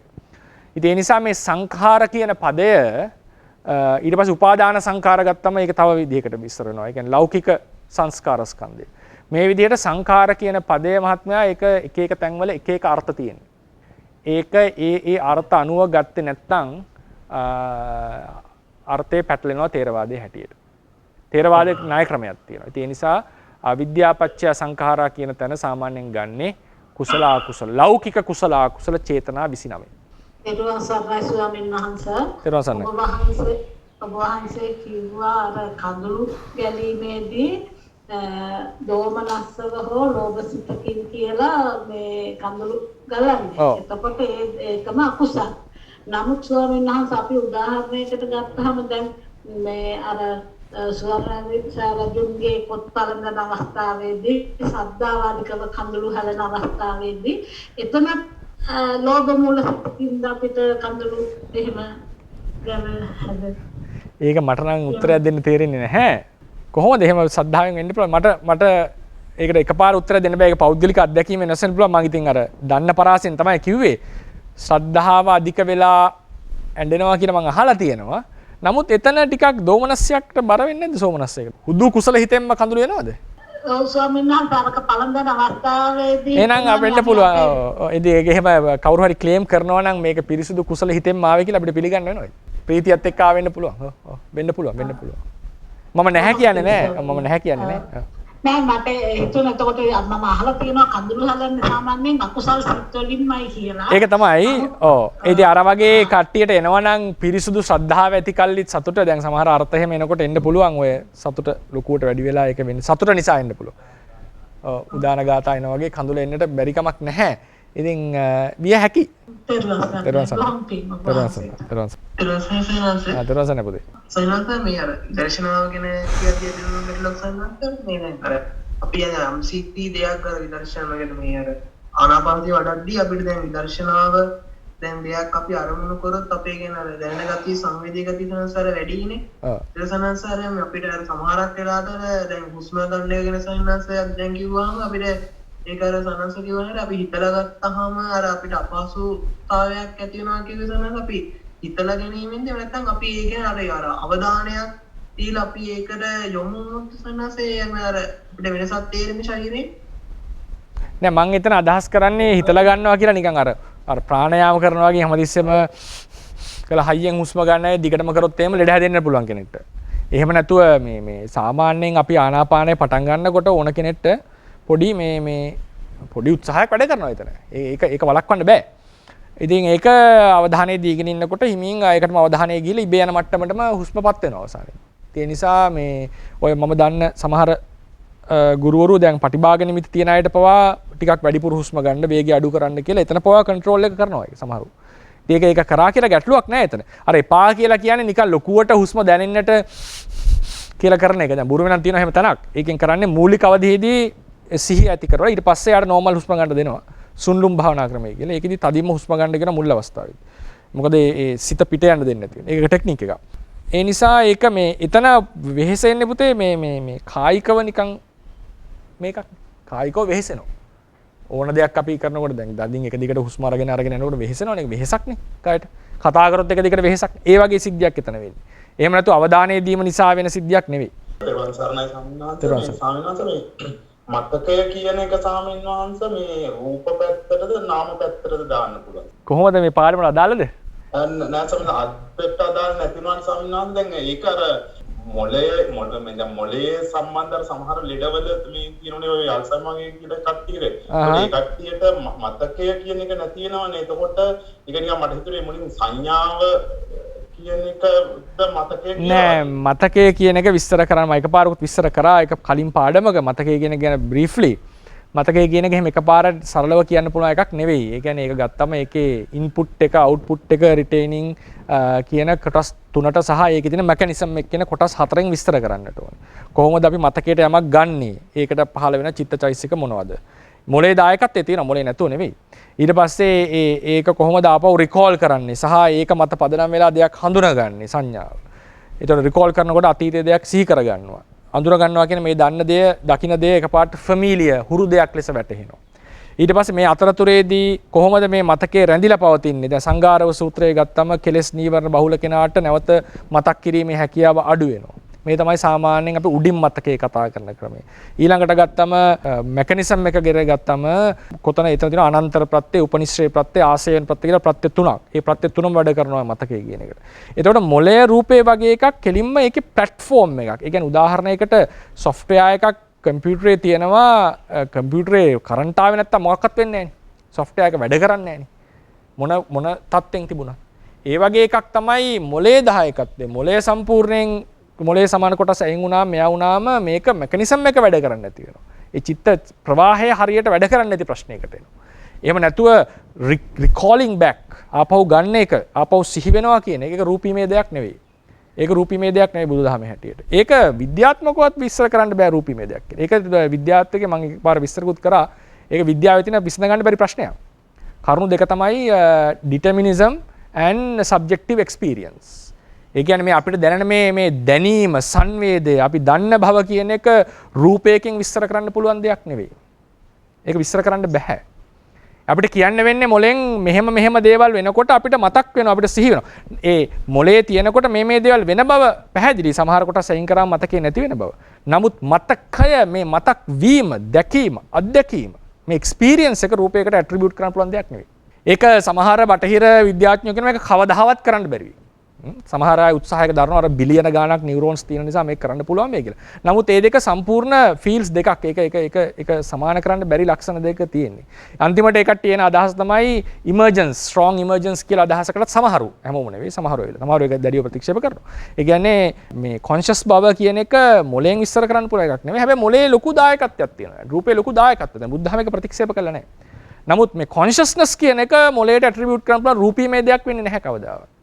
ඒක රූපයක් කියලා කියන්නේ නිකන් රූපී දෙයක්. ඉලෙක්ට්‍රෝන ස්පාර්ක් එකක්. ඉලෙක්ට්‍රෝන, ප්‍රෝටෝන, නියුට්‍රෝන්ස්. ඒක තමයි ෆිසික්ස් වල තියෙන අවසාන අංගය. මේකේ නෑ මේ කොන්ෂස් කියන දැනගන්න බව. මේ සංවේදී බව. මේක විස්තර කරන්න බෑ කිසිම ක්‍රමයකට විද්‍යාව මම අදහස් කරන්නේ ඒක විසඳ ගන්න බැරිව හිර වෙලා තියෙන ප්‍රශ්න. දැනට යනවා අවුරුදු 4ක රිසර්ච් එකක් පටන් ගන්නවා ඒ කට්ටිය. how do we experience ඊට පස්සේ අන්තිමට ඊළඟ ප්‍රශ්නේ තමයි මෙතන මොලේ කියන එක වැහිච්ච සර්කිට් එකක් නිසා මේක තියෙන කෙමිකල් රියැක්ෂන්ස් වලින් නම් මේ ඔක්කොම රෙස්පොන්සස් දෙන්නේ කෙමිකල් ප්‍රමාණය නියත නිසා ඒක වැඩ කරන හැටි අපිට ඇල්ගොරිතම් එකක් හදන්නට පුළුවන්. ඒතර මේ ඔබ්ජෙක්ට් එක ආපු ගමන් කොහොමද කෙමිකල්ස් රියැක්ට් වෙන්නේ කියලා ඕනනම් ලොකු මේ මෙකනිසම් එකක් හදන්න පුළුවන් දියුණු තාක්ෂණයකදී. එහෙනම් බැරි වෙලා හරි මේ සියල්ලම රූපීමය ක්‍රියාවලියක් නම් මේ ඔක්කොම ඩිටර්මින් වෙලා තියෙන. දැනටම කියන්න පුළුවන්. මොකද ෆිසිකල් රූපය කියන එක හැමතිස්සෙම කෝසලිටිනේ. මේක නිසා මේක නිසා රූපේ හැම රූපයකම ක්‍රියාකාරීත්වය ඊට పూర్වයේ තිබිච්ච හේතුවක් නිසා සිද්ධ වෙයි. ඒක අනිවාර්යෙන් ඩිටෙක්ට් කරන්න පුළුවන්. ප්‍රෙඩික්ට් කරන්නට පුළුවන්. ඒ කියන්නේ කාලගුණය ප්‍රෙඩික්ට් කරන්න පුළුවන් වෙන්නේ. ඒ කියන්නේ සූර්යග්‍රහණය චන්ද්‍රග්‍රහණය ප්‍රෙඩික්ට් කරන්න පුළුවන් වෙන්නේ අපිට. එතකොට ඒ විදිහට ගත්තම මොලේ මේ අපේ සියලු සංවේදනා රූපයට ඇට්‍රිබියුට් කරපු ගමන් එන ඊළඟ ප්‍රශ්නය ඒක තමයි ඊළඟ ගැටලුව විද්‍යාඥයන්ට තියෙන මේක ඩිටර්මින්. මේක අනිවාර්යෙන් අපි කරලා නෙමෙයි කෙරිලා කියන තරට එනවා. ඊට පස්සේ ඒක නිසා ඒක අපි එහෙම වුණොත් එහෙම වෙන ප්‍රශ්නයක් එනවා. දඬුවම් දීම කරන්න බෑනේ. ඇයි ඉතින් කවුරු හරි ආවොත් එහෙම මරලා නෙමෙයි මැරිලා. ඒකට වෙන්න තිබුණා. මොකද ඒ වගේ මට්ටමක කෙමිකල් එකක් තියෙනකොට මිනිහෙක් කෑ ගැව්වොත් මරණ මට්ටමේ කෙමිකල් එකක් තිබිලා තියෙනවා. මරණ මට්ටමේ. ඒතර මිනිහට දඬුවම් දීම ප්‍රශ්නයක් වෙනවා. ඒ වගේ සයිකොලොජිකලි, පොලිටිකලි ඊට පස්සේ ෆිලොසොෆිකලි ලොකු ප්‍රශ්න ගොඩකට එන එකක් හිර වෙන තැනක්. ඊට පස්සේ අන්තිමට කරන එකක් ඒ රිසර්ච් එක තාම යනවා මම දන්න තරමින්. අවුරුදු ගානක කට්ටිය පරීක්ෂණයක් පටන් ගන්න අවුරුදු 4ක මේකක් දාලා කොහොමද නියුරෝ සයන්ස් වලින් මේක ෆ්‍රී විල් එක කියලා කියන්නේ. ෆ්‍රී විල් එක කියලා කියන්නේ අපිට අවශ්‍ය පරිදි කටයුතු කරනවා කියන එකක් තියෙනවද මෙතන? කියන කතා කරන්නේ. බුද්දිසම් බුදුරජාණන් වහන්සේගේ ධර්මය, ඒ කියන්නේ බුදුරජාණන් වහන්සේගේ ධර්මය ෆ්‍රී විල් එක ඒකාන්තයෙන් අගය කරපු තැනක්. අපිට පුළුවන් අපිට අවශ්‍ය පරිදි මේ කටයුතු කරන්න. හැබැයි ලිමිටඩ් වාරාසයක අපිට පුළුවන් මේකේ හැසිරවීම සිද්ධ කරන්න. අපිට පුළුවන් දැන් උදාහරණයක් මම දැන් ආනාපාන සතිය වඩන්නේ මෛත්‍රී වඩන්නේ කියලා තීරණය ගන්න පුළුවන්. ඒ ඩිසිෂන් එක අපිට ගන්න පුළුවන්. ඒ ක්‍රමයට ගියාම මෙමරියට රූපේ දායකත්වයේ ලොකුවට තියෙන බව ඇත්ත. ඒ ගැන වාදයක් නැහැ. නමුත් මෙමරිය රූපේද කියලා අහුවොත් නැහැ. එහෙම ඒක විස්තර කරන්නට අමාරුයි. ඒක ප්‍රායෝගිකව මොලේ කැලි නැතුණාම මතකේ නැතිවීම කියන එක වෙන දෙයක්. මතකය රිකෝල් කිරීම, කර්මුණු දැන ගැනීම, සිහි කිරීම, හඳුනා ගැනීම කියන මේ එක්ස්පීරියන්ස් එක ඒක රූපයකට දාන්න පුළුවන් එකක් නෑ. තෙරුවන් සරණයි ස්වාමීන් වහන්සේ. ඔව් තෙරුවන් සරණයි. මට දැනගන්න පුළුවන්ද මේ සබ්බකාය පටිසංවේදී කියනකොට යෙදෙන්නේ මේ චතුසමුප්පාදික රූප මේ මේ අපි කතා කරපු විදිහේ විග්‍රහයක්ද නැත්නම් මේ සමහර දේශනාවල මම අහලා තියෙනවා රූප වේදනා සංඥා සංකාර විඥානයන් කාය ලෙස ගන්නවා කියලා. දැන් මෙහෙමයි සාමාන්‍යයෙන් අපිට ආනාපාන සතිය උගන්වන කතා කරන විශේෂ ස්වාමින් වහන්සේලා විස්තර කරන්නේ හුස්ම කය කියන එක තමයි සබ්බකාය පටිසංවේදී කියලා අරගන්න. හුස්ම කය. හුස්ම කය තමයි එතන ගන්න. එතකොට එතන තියෙනවා ක්‍රම දෙකක්. එකක් තමයි මේ ඇතුළු වෙන පිට වෙන තැන තියෙන හුස්ම මෙනෙහි කරනවා කියන එක. අනිත් එක තමයි මේ හුස්ම සම්පූර්ණ එකක් ලෙස අරගෙන මෙතන ඒක මෙනෙහි කරනවා කියන එක. දැන් රේරුකාණේ චන්දිමල ස්වාමීන්ගේ බලන්න මේ ඔය බෝධිපාක්ෂික ධර්ම විස්තරයේ පොතේ ආනාපාන සතිය විස්තර කරනකොට මේ සම්පූර්ණ එක බලන්න කියන්නේ. සම්පූර්ණ එක. දැන් පාවොක්සයාඩෝ එහෙම කියන්නේ ඒක කරන්න එපා. මොකද අර පාට තියෙනවනේ ඇතුළට ගියාම වෙන එක හිතීම සහ පිටට ගියාම හිතීම සිත වික්ෂිප්ත වෙනවා කියන්නේ. ඒ නිසා මෙතන මේ ඇතුළු වෙන පිට වෙන තැන විතරක් බලන්න. මේ අර නිකන් සිග්නල් එකකින් නෑ නිමිත්ත නෙවෙයි හුස්ම කය. හුස්ම කය නිකන් මේක ඇතුළට යනවනේ පොඩි හුස්ම කඳක් යනවනේ. ඒ හුස්ම කඳ ඇතුල් වෙන එක අවසන් වෙන මේ වගේ නිකන් කොටසක් තියෙනවා. ඒක දැන සම්පූර්ණයෙන් අවධානයෙන් ඉන්න කියලා. ඉතින් ඒ වගේ එතන තියෙනවා ආචාර්යවරුන්ගේ ක්‍රම දෙකක්. නමුත් අවසානයේදී දෙගොල්ලන්ටම නිමිත්ත පහළලාම නිමිත්තට අවධානය දෙන්නට ඕනේ. රූපකය කියලා ගන්නෙ නෑ සාමාන්‍යයෙන්. මම අහලා තියෙනවා එහෙම සමහර ස්වාමීන්වහන්සේලා අර්ථකථනය කරනවා මේ සබ්බකාය පටිසංවේදී කියලා මේ මුළු කයේ පැවැත්ම මේ පිම්බෙන හැකිරෙන එක ගන්න කියලා. ආනාපාන සතිය එනකොට මේක බලන එක තමයි සාමාන්‍යයෙන් කියන්නේ. ඒ පටිසම්භිදා මාර්ගෙත් ඒක කතා කරනවා. දැන් මම කාය සංකාර කියලා මේ පිම්බෙන හැකිරෙන එක මම යෝජනා කරන්න කියන්නේ ඒකට යුක්තියක් පේනවා කියන්නේ හේතුව වෙන එකක් නෙවෙයි. කාය සංස්කාරේ ඒකාන්ත චිත්තජයි කියනකොට තමයි ප්‍රශ්නේ. කාය සංස්කාරේ චිත්තජ සහ ඍතුජ කියලා කිව්වනම් අපිට කිසි ප්‍රශ්නයක් නැතුව මේකටම ගන්නට පුළුවන් මේ සිද්ධියට. කාය සංස්කාරේ ඒකාන්ත චිත්තජ කියනකොට අපිට එනවා එහෙනම් මේක මොකක් හරි කයේ සිද්ධ වෙච්ච වෙන ක්‍රියාවලියක් කියන තැනකට යොදන්න. එනිදි නමුත් භාවනාවේදී ආනාපාන සති භාවනාවේදී මේකම තමයි සම්ප්‍රදායට අරගෙන තියෙන්නේ. භාවනා කරන්න ඕනේ මේක අරන්. මේ පිම්බෙන මේ සංසිද්ධිය අරගෙන නෙමෙයි. ඒතකොට කෙනෙක්ට අහන්න පුළුවන් එහෙමනම් අර මහසී ක්‍රමයේ තියෙන පිම්බීම හැකිලිම මොකද නේ? එතන ආනාපාන සතිය නෙමෙයි. එතන පටලව ගන්න හොඳ නැහැ. එතන තියෙන්නේ ධාතු ධාතුව වත්තාන. ඒ වායෝ ධාතුව අරමුණු කරන්නේ. ධාතු මනසිකාරය එතන පටන් ගන්න. එහෙම නැත්නම් කරන්නේ ඉරියාපත භාවනාව. ඉරියාපත භාවනාවේදී ගච්ඡන්තෝ වා ගච්ඡාමිති පජානාති සයනෝ වා සයාමි තිතෝ මිහිති පජානාති නිසින්නෝවා නිසින්නෝමිති පජානාති සයනෝවා සයනෝමිති පජානාති යතා යතාවා පනස්ස කායෝ පනිහිතෝ හොති තථා තථානම් පජානාති යම් ක්‍රමයකට කය පවතීද ඒ ක්‍රමයට තේරුම් ගන්න. එතකොට යම් ක්‍රමයකට කයේ වෙනස්කම් වේද ඒක අවධානය දෙනවා කියන එක තමයි ඒක ආරම්භ කරන්නේ. එහෙම නැත්නම් ඒක චතු ධාතු වත්තානේ වායෝ ධාතුව මනසිකාර කිරීම කියන ක්‍රමයෙන් ඇතුළත් වෙන එකක්. ඉතින් ඒ නිසා එතන ආනාපාන සතිය නෙවෙයි එතන කතා කරන්නේ එතන වෙනම විපස්සනා නාය ක්‍රමයක් එතන තියෙනවා. ඉතින් ඒ නිසා ආනාපාන සතිය එනකොට හුස්ම කය තමයි සබ්බකාය කියලා සම්ප්‍රදාය හඳුන්වලා තියෙන්නේ. සාමාන්‍යයෙන් භාවනා කරන්නේ ඒ ක්‍රමයට. අර මුළු කයම කියන එක ගන්නෑ අපි සාමාන්‍යයෙන්. සරණයි ස්වාමීන් වහන්සේ. ත්‍රිවංශනමයි. ස්වාමීන් වහන්සේ මහත් එක්කම ප්‍රශ්නේ පොඩ්ඩක් ඒක තව පොඩ්ඩක් දැනුවත් වෙන්න මතකයේ කියන එක ස්වාමීන් වහන්සේ ධර්මානුකූලව අපිට උපාදානය වෙච්ච එකක් කියලා ගන්න පුළුවන්. නෑ එහෙමනම් බුදුරජාණන් වහන්සේට මතකේ නැති වෙන්නේ උපාදාන නැති කරන්නේ. නෑ මම කියන්නේ මේක පැහැදිලි වුණාද අනිත් පැත්තට ආපු ප්‍රශ්නේ? උපාදානේ නැති වුණොත් එහෙනම් මතකේ නැති වෙන්න ඕනේ නේද එහෙම? ඔව් මතකේ නැති වෙන්නේ. ඒ කියන්නේ සමහරලාට තියෙනව වෙන්න පුළුවන්. අර තියෙන අතීතං නාන්වා ගමෙය්‍ය නප්පටිකංකේ අනාගතං යදතීතං පහීනන්තං අපත්තං ච අනාගතං පච්චුප්පන්නං ච යෝ ධම්මං තත්ත තත්ත විපස්සති අසංහීරං අසංකුප්පං තං විද්වා මනුබ්‍රූහයේ අජ්ජේව ගිච්ඡං ආතප්පං කෝජඤ්ඤා මරණං සුවේ නහිනෝ සංගරන්තේන මහසේනේන මච්චුනා ඒවං විහාරින් ආතාපින් අහෝරත්ත මතන් දිතන් තං වේ බද්ධේක රත්තෝති තං වේ ආචික්කතේ මුනී කියලා තියෙනවානේ ලස්සන පාඩේ බද්ධේක රත්ත කියලා සූත්‍රය. ඒ බද්ධේක රත්ත කියලා කියන්නේ තනියම භාවනා කරන යෝගියා කියන එක. ඒක රත්ත කියලා කියන්නේ තනියම වාසය කරන කෙනා. මනා යහපත් තනිව හැසිරෙන යෝගියා තමයි බද්ධේක රත්ත. සූත්‍ර ගොඩක් තියෙනවා බද්ධේක රත්ත සූත්‍ර. ඒ කියන්නේ අතීතං නාන්වා ගමෙය්‍ය අතීතය ගැන සිහි කරන්න එපා. අතීතං නාන්වා ගමෙය්‍ය නප්පටිකංකේ අනාගතය ගැන බලාපොරොත්තු තියෙන්න එපා. මේ කියන්නේ අතීතේ මම මෙහෙම කරා මේ විදිහට සෙල්ලම් කරා මෙහෙම ගමනක් ගියා ට්‍රිප් එකක් ගියා කිය හිතේකට භාවනාවක් නෙවෙයි එතන වෙන්නේ. ඇයි ඉතින් S2 වහගත්තාම ඕනේ ඉන්නේ සාමාන්‍යයෙන්. යා අප්පා මොකද නප්පටිකංකේ අනාගතය මම යනවා දැන් භාවනා ගිහිල්ලා මම ගෙදර අයට අම්මට මෙහෙම උගන්වනවා තාත්තට මෙහෙම කියලා දෙනවා යාළුවන්ට මේක කියලා දෙනවා. භාවනා කරන ඕන හිතින් මේ අත්දැකීම තව අයට බෙදා ගන්නවානේ. තව බණ ටිකක් ඉගෙන ගන්නවා. එක එක සිතින භාවනා කරනකොට භාවනා කරනවා. එතකොට නප්පටි කංකේ අනාගත. අනාගතේ ප්‍රාර්ථනා කරගෙන ඉන්න එපා. මම අහවල් දෙවියා වෙනවා, බ්‍රහ්මයා වෙනවා. ඒක හිත හිතියොත් එහෙම මේක කෙරෙන්නේ නැහැ. යදතීතම් පහීනන්තං අතීතේ පහළච නාම රූපය ප්‍රහීනයි.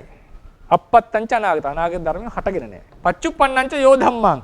ප්‍රත්‍යුප්පන්න ධර්මය මනසිකාර ගන්න. එතන ප්‍රත්‍යුප්පන්න කියලා එතන විශේෂයෙන් ওই සූත්‍රයේ ගන්නේ මෙහෙම කියන්නේ. උදාහරණයකට සූත්‍ර ක්‍රමයෙන් ගත්තම අටුවා ක්‍රමයෙන් සූත්‍ර ක්‍රමයෙන් ගත්තම අතීතයේ කවුරු වෙලා හිටියද, දෙවියෙක් වෙලා හිටියද, අලියෙක් වෙලා හිටියද කියලා මෙනෙහි කරනවා. අනාගතයේ දෙවියෙක් වෙමිද, බ්‍රහ්මයෙක් වෙමිද, රජ කෙනෙක් වෙමිද කියලා සිහි කරනවා. මේ දෙකම ගැලපෙන්නේ නැහැ. පච්චුප්පන්නං ච යෝ ධම්මං. මේ ආත්ම භාවයේ ඇතුළත තියෙන සියලු සංස්කාර ධර්ම මනසිකාර කරනවා. අනිත්‍ය දුක්ඛ අනාත්ම ලෙස. ඒක එක ක්‍රමයක්. නැත්තම් අපි ගත්තොත් එහෙම අතීතයේ කරපු දේවල් දැන් සන්තති පච්චුප්පන්නේ ලෙස ගන්නවා අටුවාවේ. එහෙම ගත්තොත් එහෙම අතීතයේ වෙච්ච දේවල් අහවල් තැනට ගියා, මෙහෙම වුණා කරනවා, අනාගතේ කරන දේවල් ඔක්කොම සිහි කරනවා. හැබැයි කල යුතු වන්නේ මේ සංස්කාර ධර්මියෝ ඒ සන්තති වශයෙන් තියෙන සංස්කාර ධර්මියෝ අනිත්‍ය දුක්ඛ අනාත්ම ලෙස මෙනෙහි කිරීම. අතීතයේ වෙච්ච දේවල් මේ භවයේ හෝ කලින් භවයේ වේවා, අනාගතයේ හෝ වේවා, මේ භවයේ වේවා, අනාගත භවයේ වේවා. ඒවා ආස්වාද කර කර ඉන්න එපා. ඒකයි ඒ කියලා තියෙන්නේ. එහෙම නැත්නම් දැන් බලන්නකො නාතකරණ සූත්‍රය ගන්න. දසයිමේ භික්කවේ නාතකරණ ධම්මා. නාතකරණ 10ක් තියෙනවා. අනාතා සනාතා භික්කවේ විහෙරතමා අනාතා. සනාතව වාසය කරන අනාත වෙන්නට එපා කියලා. ඒ 10 කරුණු 10 එකක් තමයි සීලවන්ත භාවය. හොඳට සීලයක් ආරක්ෂා කරනවා. තව නාතකරණ ධර්මයක් තමයි බෞද්ධ භාවය. හොඳට ධර්ම විනය ඉගෙනගෙන තියෙනවා. තව එකක් තමයි ගැඹුරු ධර්මය සාකච්ඡා කරන උගන්නන හිතන කෙනෙක් වීම. තව එකක් තමයි වීරියවන්ත කෙනෙක් වීම. විරියවා දල්ල පරක්කමු අසිතිල තාමු. ඊට පස්සේ අනිත් එක තව එකක් තමයි කල්යාණ මිත්‍රයන් ඇසුරු කිරීම නිතර. සමහර අයට හැකියාව නැහැ, නමුත් හොඳ කල්යාණ මිත්‍රයෝ ඉන්නවා ඇසුරු කරන්නට. ඒකත් නාතකරණ ධර්ම. ඒකෙන් බලාපොරොත්තු නැහැ බුදුරජාණන් වහන්සේ භික්ෂුන් වහන්සේලා හැමෝම නිකන් සුපිරි වගේ කියන්නේ හොඳ දක්ෂ ස්වාමීන් වහන්සේලා වෙන්නට ඕනි කියලා. එක එක්කෙනාගේ ලිමිටේෂන් තියෙනවා. ඒතර ඒ හැම පැත්තකින්ම උන්වහන්සේ හිතලා දෙනයි බුදුරජාණන් වහන්සේගේ තියෙන ඥානයේ මහිම ඒක. ඊට පස්සේ තව එකක් තමයි එකක් අර ධර්ම කතික භාවය, ධර්මය ගැන කතා කරන භාවය, වීරියවන්ත භාවය. ඊට පස්සේ ලද දෙයින් සතුටු වීම, සන්තුට්ඨෝ හොති ඉතිරිතිරේ. ඊට පස්සේ අනිත් ස්වාමින් වහන්සේලාගේ වත්පිළිවෙත් කරනවා කියන්නේ, උදව් කරනවා කියන්නේ. සිවුරු හදලා දෙනවා. උච්චාවචානි කිංකරණියන හොයලා බැලලා කටයුතු කරලා දෙනවා. අස්පස් කරලා දෙනවා. සිවුරු හදලා දෙනවා. මේක ඉතාම වැදගත් නාතකරණ ධර්මයක්. ඒක කර කර නිවන් දකින්නට පුළුවන් හරියට භාවනා කරලා. ඊට පස්සේ එකක් තමයි පරමේන සතිනේ පක්කේන සමන්නාගතෝ. චිර කතම්පි චිර බාසිතම්පි සරිතා අනුස්සරිතා. බොහෝ කල් කරන ලද කරුණු කාරණා සිහි කරන්නට පුළුවන් වීම, මතක් කරන්නට පුළුවන් වීම නාතකරණ ධර්මයක්. බුද්ධ දේශනාව මේ. ඒක අටුවා විස්තර කරා මොකද්ද මේ සිහි කිරීම? ඇයි දැන් සිහි කරනවා කියලා. විච්ච ඔක්කොම ටික සිහි කරන එකක්ද? මොකද්ද ගෑවිලා ගෙදර වෙච්චවා සිහි කර ඉන්න එකද? එහෙම වෙන්න බෑ නේද? චිර කතම්පි චිර බාසිතම්පි. බොහෝ කල් කරන ලද, කතා කරන ලද සරිතා අනුස්සරිතා හෝති. සිහි කරන්නට පුළුවන් වෙනවා. මොන විදිහටද සිහි කරන්නේ? විපස්සනා පටිසංයුක්ත සිහියෙන්. විපස්සනා සිහියෙන්, විපස්සනා ඥාණයෙන්. මම අහවල් දවසේ ගමනක් ගියා. ඒ ගමන ගියේ නාම රූප දෙකක්. සත්‍ය පුද්ගලයෙක් නෙවෙයි. අහවල් දවසේ වත් කළා, බණක් කිව්වා. ඒ බණ කියනකොට පහළ වෙන නාම රූප දෙකක්. සත්‍ය පුද්ගලයෙක් බණ කිව්වා නෙවෙයි. මම බණ කිව්වා නෙවෙයි. මේ ආදී ලෙසට විදර්ශනාවට හරවලා නාම රූප වශයෙන් අතීතයේ මෙනෙහි කරන්නට හැකි බව, සමර්ථ බව, ඒක විශේෂ නාතකරණ ධර්මයක්. අවසානයේ තියෙන්නේ උදයත්තේ ගාමිනී පඤ්ඤාය සමන්නාගතෝ. නිබ්බේධිකාය, අරියාය නිබ්බේධිකාය. සංස්කාරයන්ගේ උදේවය දකින්නට පුළුවන් ඥාණයෙන් යුක්ත වීම. මේ තමයි නාතකරණ ධර්ම. 10ක් තියෙනවා. එතකොට ඒ නිසා අතීතයේ සිහි කරන්නට පුළුවන් වීම, අතීතයේ සිහිවීම කියන එකෙන් මේ උපාදාන කතා මොකක්වත් නෑ. ඒක මෙකනිසම් එකක්. ඒක හිතේ හැටියක්. ඒක වැඩ කරන නාම රූප සිත් ධර්මයන්ගේ ස්වභාවයක්. ඒ සිහි කිරීම ඊටාම වටිනවා, ප්‍රයෝජනවත්. දැන් එහෙම සිහි කරන්න බැරි වුණා නම් ආනන්ද ස්වාමීන් වහන්සේට අපි ඉවරයි නේද? නේ ඒවා මේ සුතන් කියලා ඒක කතාව මතක් කරගන්න බැරි වුණා නම් සමහරවිට හිතෙන්න පුළුවන් අතීතේ මතක් කරගෙන ඉන්න එක උපාදානයක් කරදර. එහෙම එකක් නෑ. ඒක ඊටාම සුවිශේෂී ගුණයක්. කරුණු කාරණා මතකයි කියන එක. කරුණු සිහි වෙනවා කියන එක. සිහි කරන්න පුළුවන් බව. ඒක සිහි කර කර ඒකෙම නිකන් මනෝ විකාරයක් විතර ඉන්නවා කියන එක අනුමත කරලා නැහැ. ඉතින් වැඩක් නැහැ නේ හිටියා කියලා. අත් පහිනං ඒක ප්‍රහීන වෙලා. ප්‍රයෝජනයක් සඳහා කරුණු සිහි කරගන්නට පුළුවන් වීම, ධර්ම කරුණු මතක තිබීම, කෙනෙක්ගේ නම මතක තිබීම. දැන් නමක් අමතු වුණොත් එහෙම හරි ප්‍රශ්නයක් නෙදිනේ. හිතවත් කෙනෙක් ගියම. ඒක එම්බැරසිං, එයාටත් ලැජ්ජයි, Tamanටත් ලැජ්ජයි. ඒවා ලොකු ප්‍රශ්න. ඉතින් ඒ වගේ දේවල් තියෙන්නට ඕනේ. ඒවා අනිවාර්යෙන් තිබිය යුතු මතකවල ඒවා ආරක්ෂා කරගන්නට ඕනේ. ඊට පස්සේ නාථකරණය වෙන්නේ ඒ අතීතයේ සිහි වෙනකොට සිහි කරනකොට අපිට පුළුවන් වෙන්න ඕනේ ඒක සත්පුද්ගල ස්වභාවයෙන් නැතුව නාම රූප ක්‍රමයෙන් මෙනෙහි කරන්නට. ත්‍රිලක්ෂණයට නංවන්නට මේක කරන්න පුළුවන් වීම නාථකරණ ධර්ම. ඒ නිසා හුදු මතකය සිහි කරන්න පුළුවන් වීම මතක් කරන්න හැකි බව මේවා ඊටාම සුවිශේෂී දේවල්. ඒවා ප්‍රයෝජනවත් දේවල්. ඒ වගේ ඇති අයගෙන් තමයි ලෝකෙට සේවයක් අර්ථයක් සිද්ධ වෙන්නේ. ඒ හැකියනා තමයි ඥානවන්තෙක් උගතෙක් කියලා සාමාන්‍යයෙන් කියන්නේ මතක තියෙන කෙනෙක්ට. ඒකෙන් මම කියන්නේ මතක තියාගන්න අමාරු අයට මේකෙන් පිහිටක් නැහැ කියන එක නෙමෙයි. ඒක එක ක්‍රමයක්. ඒ මතක නැති අය නිතර කල්යාණ මිත්‍රය ඇසුරු කරන්නට මනහන්නට ඕන. එහෙම තමයි යාගේ වර්ධනය සිද්ධ වෙන්නේ. තමන් තීරණය කරනවා තමන් මොන පාරේද යන්නේ කියලා. ඒ නිසා මතකය යනු අයහපත් දෙයක් නෙවෙයි. සමහර වෙලාවට කියන හිස් කරන්න කියලා අපිට කියන්නේ හිස් කරන්න කියලා එකක් නැහැ තේරවාදී. මනස හිස් කරනවා කියලා එකක් නැහැ තේරවාදී. හිස් කරන්න ඕනේ හිත කෙලෙස් වලින්. කරුණු කාරණා වලින් වෙච්ච අත්දැකීම් වලින් හිස් කරනවා කියලා එකක් නැහැ. ඒ ලැබිච්ච අත්දැකීම් සියල්ලම අපිට නාම රූප වලට හරවන්න පුළුවන් මේ විශේෂ. අමතක වෙනවා යනු තමන්ගේ දුර්වලතාවයක්. අධික ඥානවන්ත පුද්ගලයන්ට සතිමන්ත පුද්ගලයන්ට අමතක වෙන්නේ නැහැ. මතක අපේ නාවුණු සංසාරේම පුදුම මතකයනේ තිබුණේ. පාරක ගියොත් එහෙම ඕන පාරක් මතකයිද? එක පාරක් ගියාම මතකයි. ඒක උපාදානයක් නෙවෙයි. ඒක හිතේ තියෙන දියුණු බවක්. සතිමන්ත බව, අවධානයේ වැඩිකම. එක පාරක් කොහොමද මතකයි, කියවම මතකයි. ඒක ඉතින් බරක් වෙන්නේ නැහැ කිසිම ආකාරයකින්. ඒක ඉතින් හිත වොරි වුණොත් ඒක වෙනම දෙයක්. නැත්තම් මතකේ යනු ඒ වගේ ප්‍රශ්නකාරී දෙයක් නෙවෙයි. ඊටම ප්‍රයෝජනවත් දෙයක් බුද්ධ ශාසනය හැටි. අප්‍රමාණ කුසලයක් ස්වාමීන් වහන්සේ ගොඩාක් ධර්මයක් දේවල් දැනගත්ත බෝවන්සේට අප්‍රමාදීව නිර්වාණය වේවා. හොඳයි. සාදු සාදු. මේ රැස්පත් කරගන්න දෙනා වූ කුසල සම්භාරය තව තවත් ධර්මඥාන භාවනා ඥාන දියුණු කර ගැනීමට හේතු වේවා. බුද්ධ ශාසනයේ චිරස්ථිතිය පිණිසත් මේ කුසල කර්මය හේතු වේවාට ප්‍රාර්ථනා කරමු. බුද්ධ ශාසනං චිරන් තිට්ඨතු. බුද්ධ ශාසනං චිරන් තිට්ඨතු. බුද්ධ ශාසනං චිරන් තිට්ඨතු. සාදු සාදු.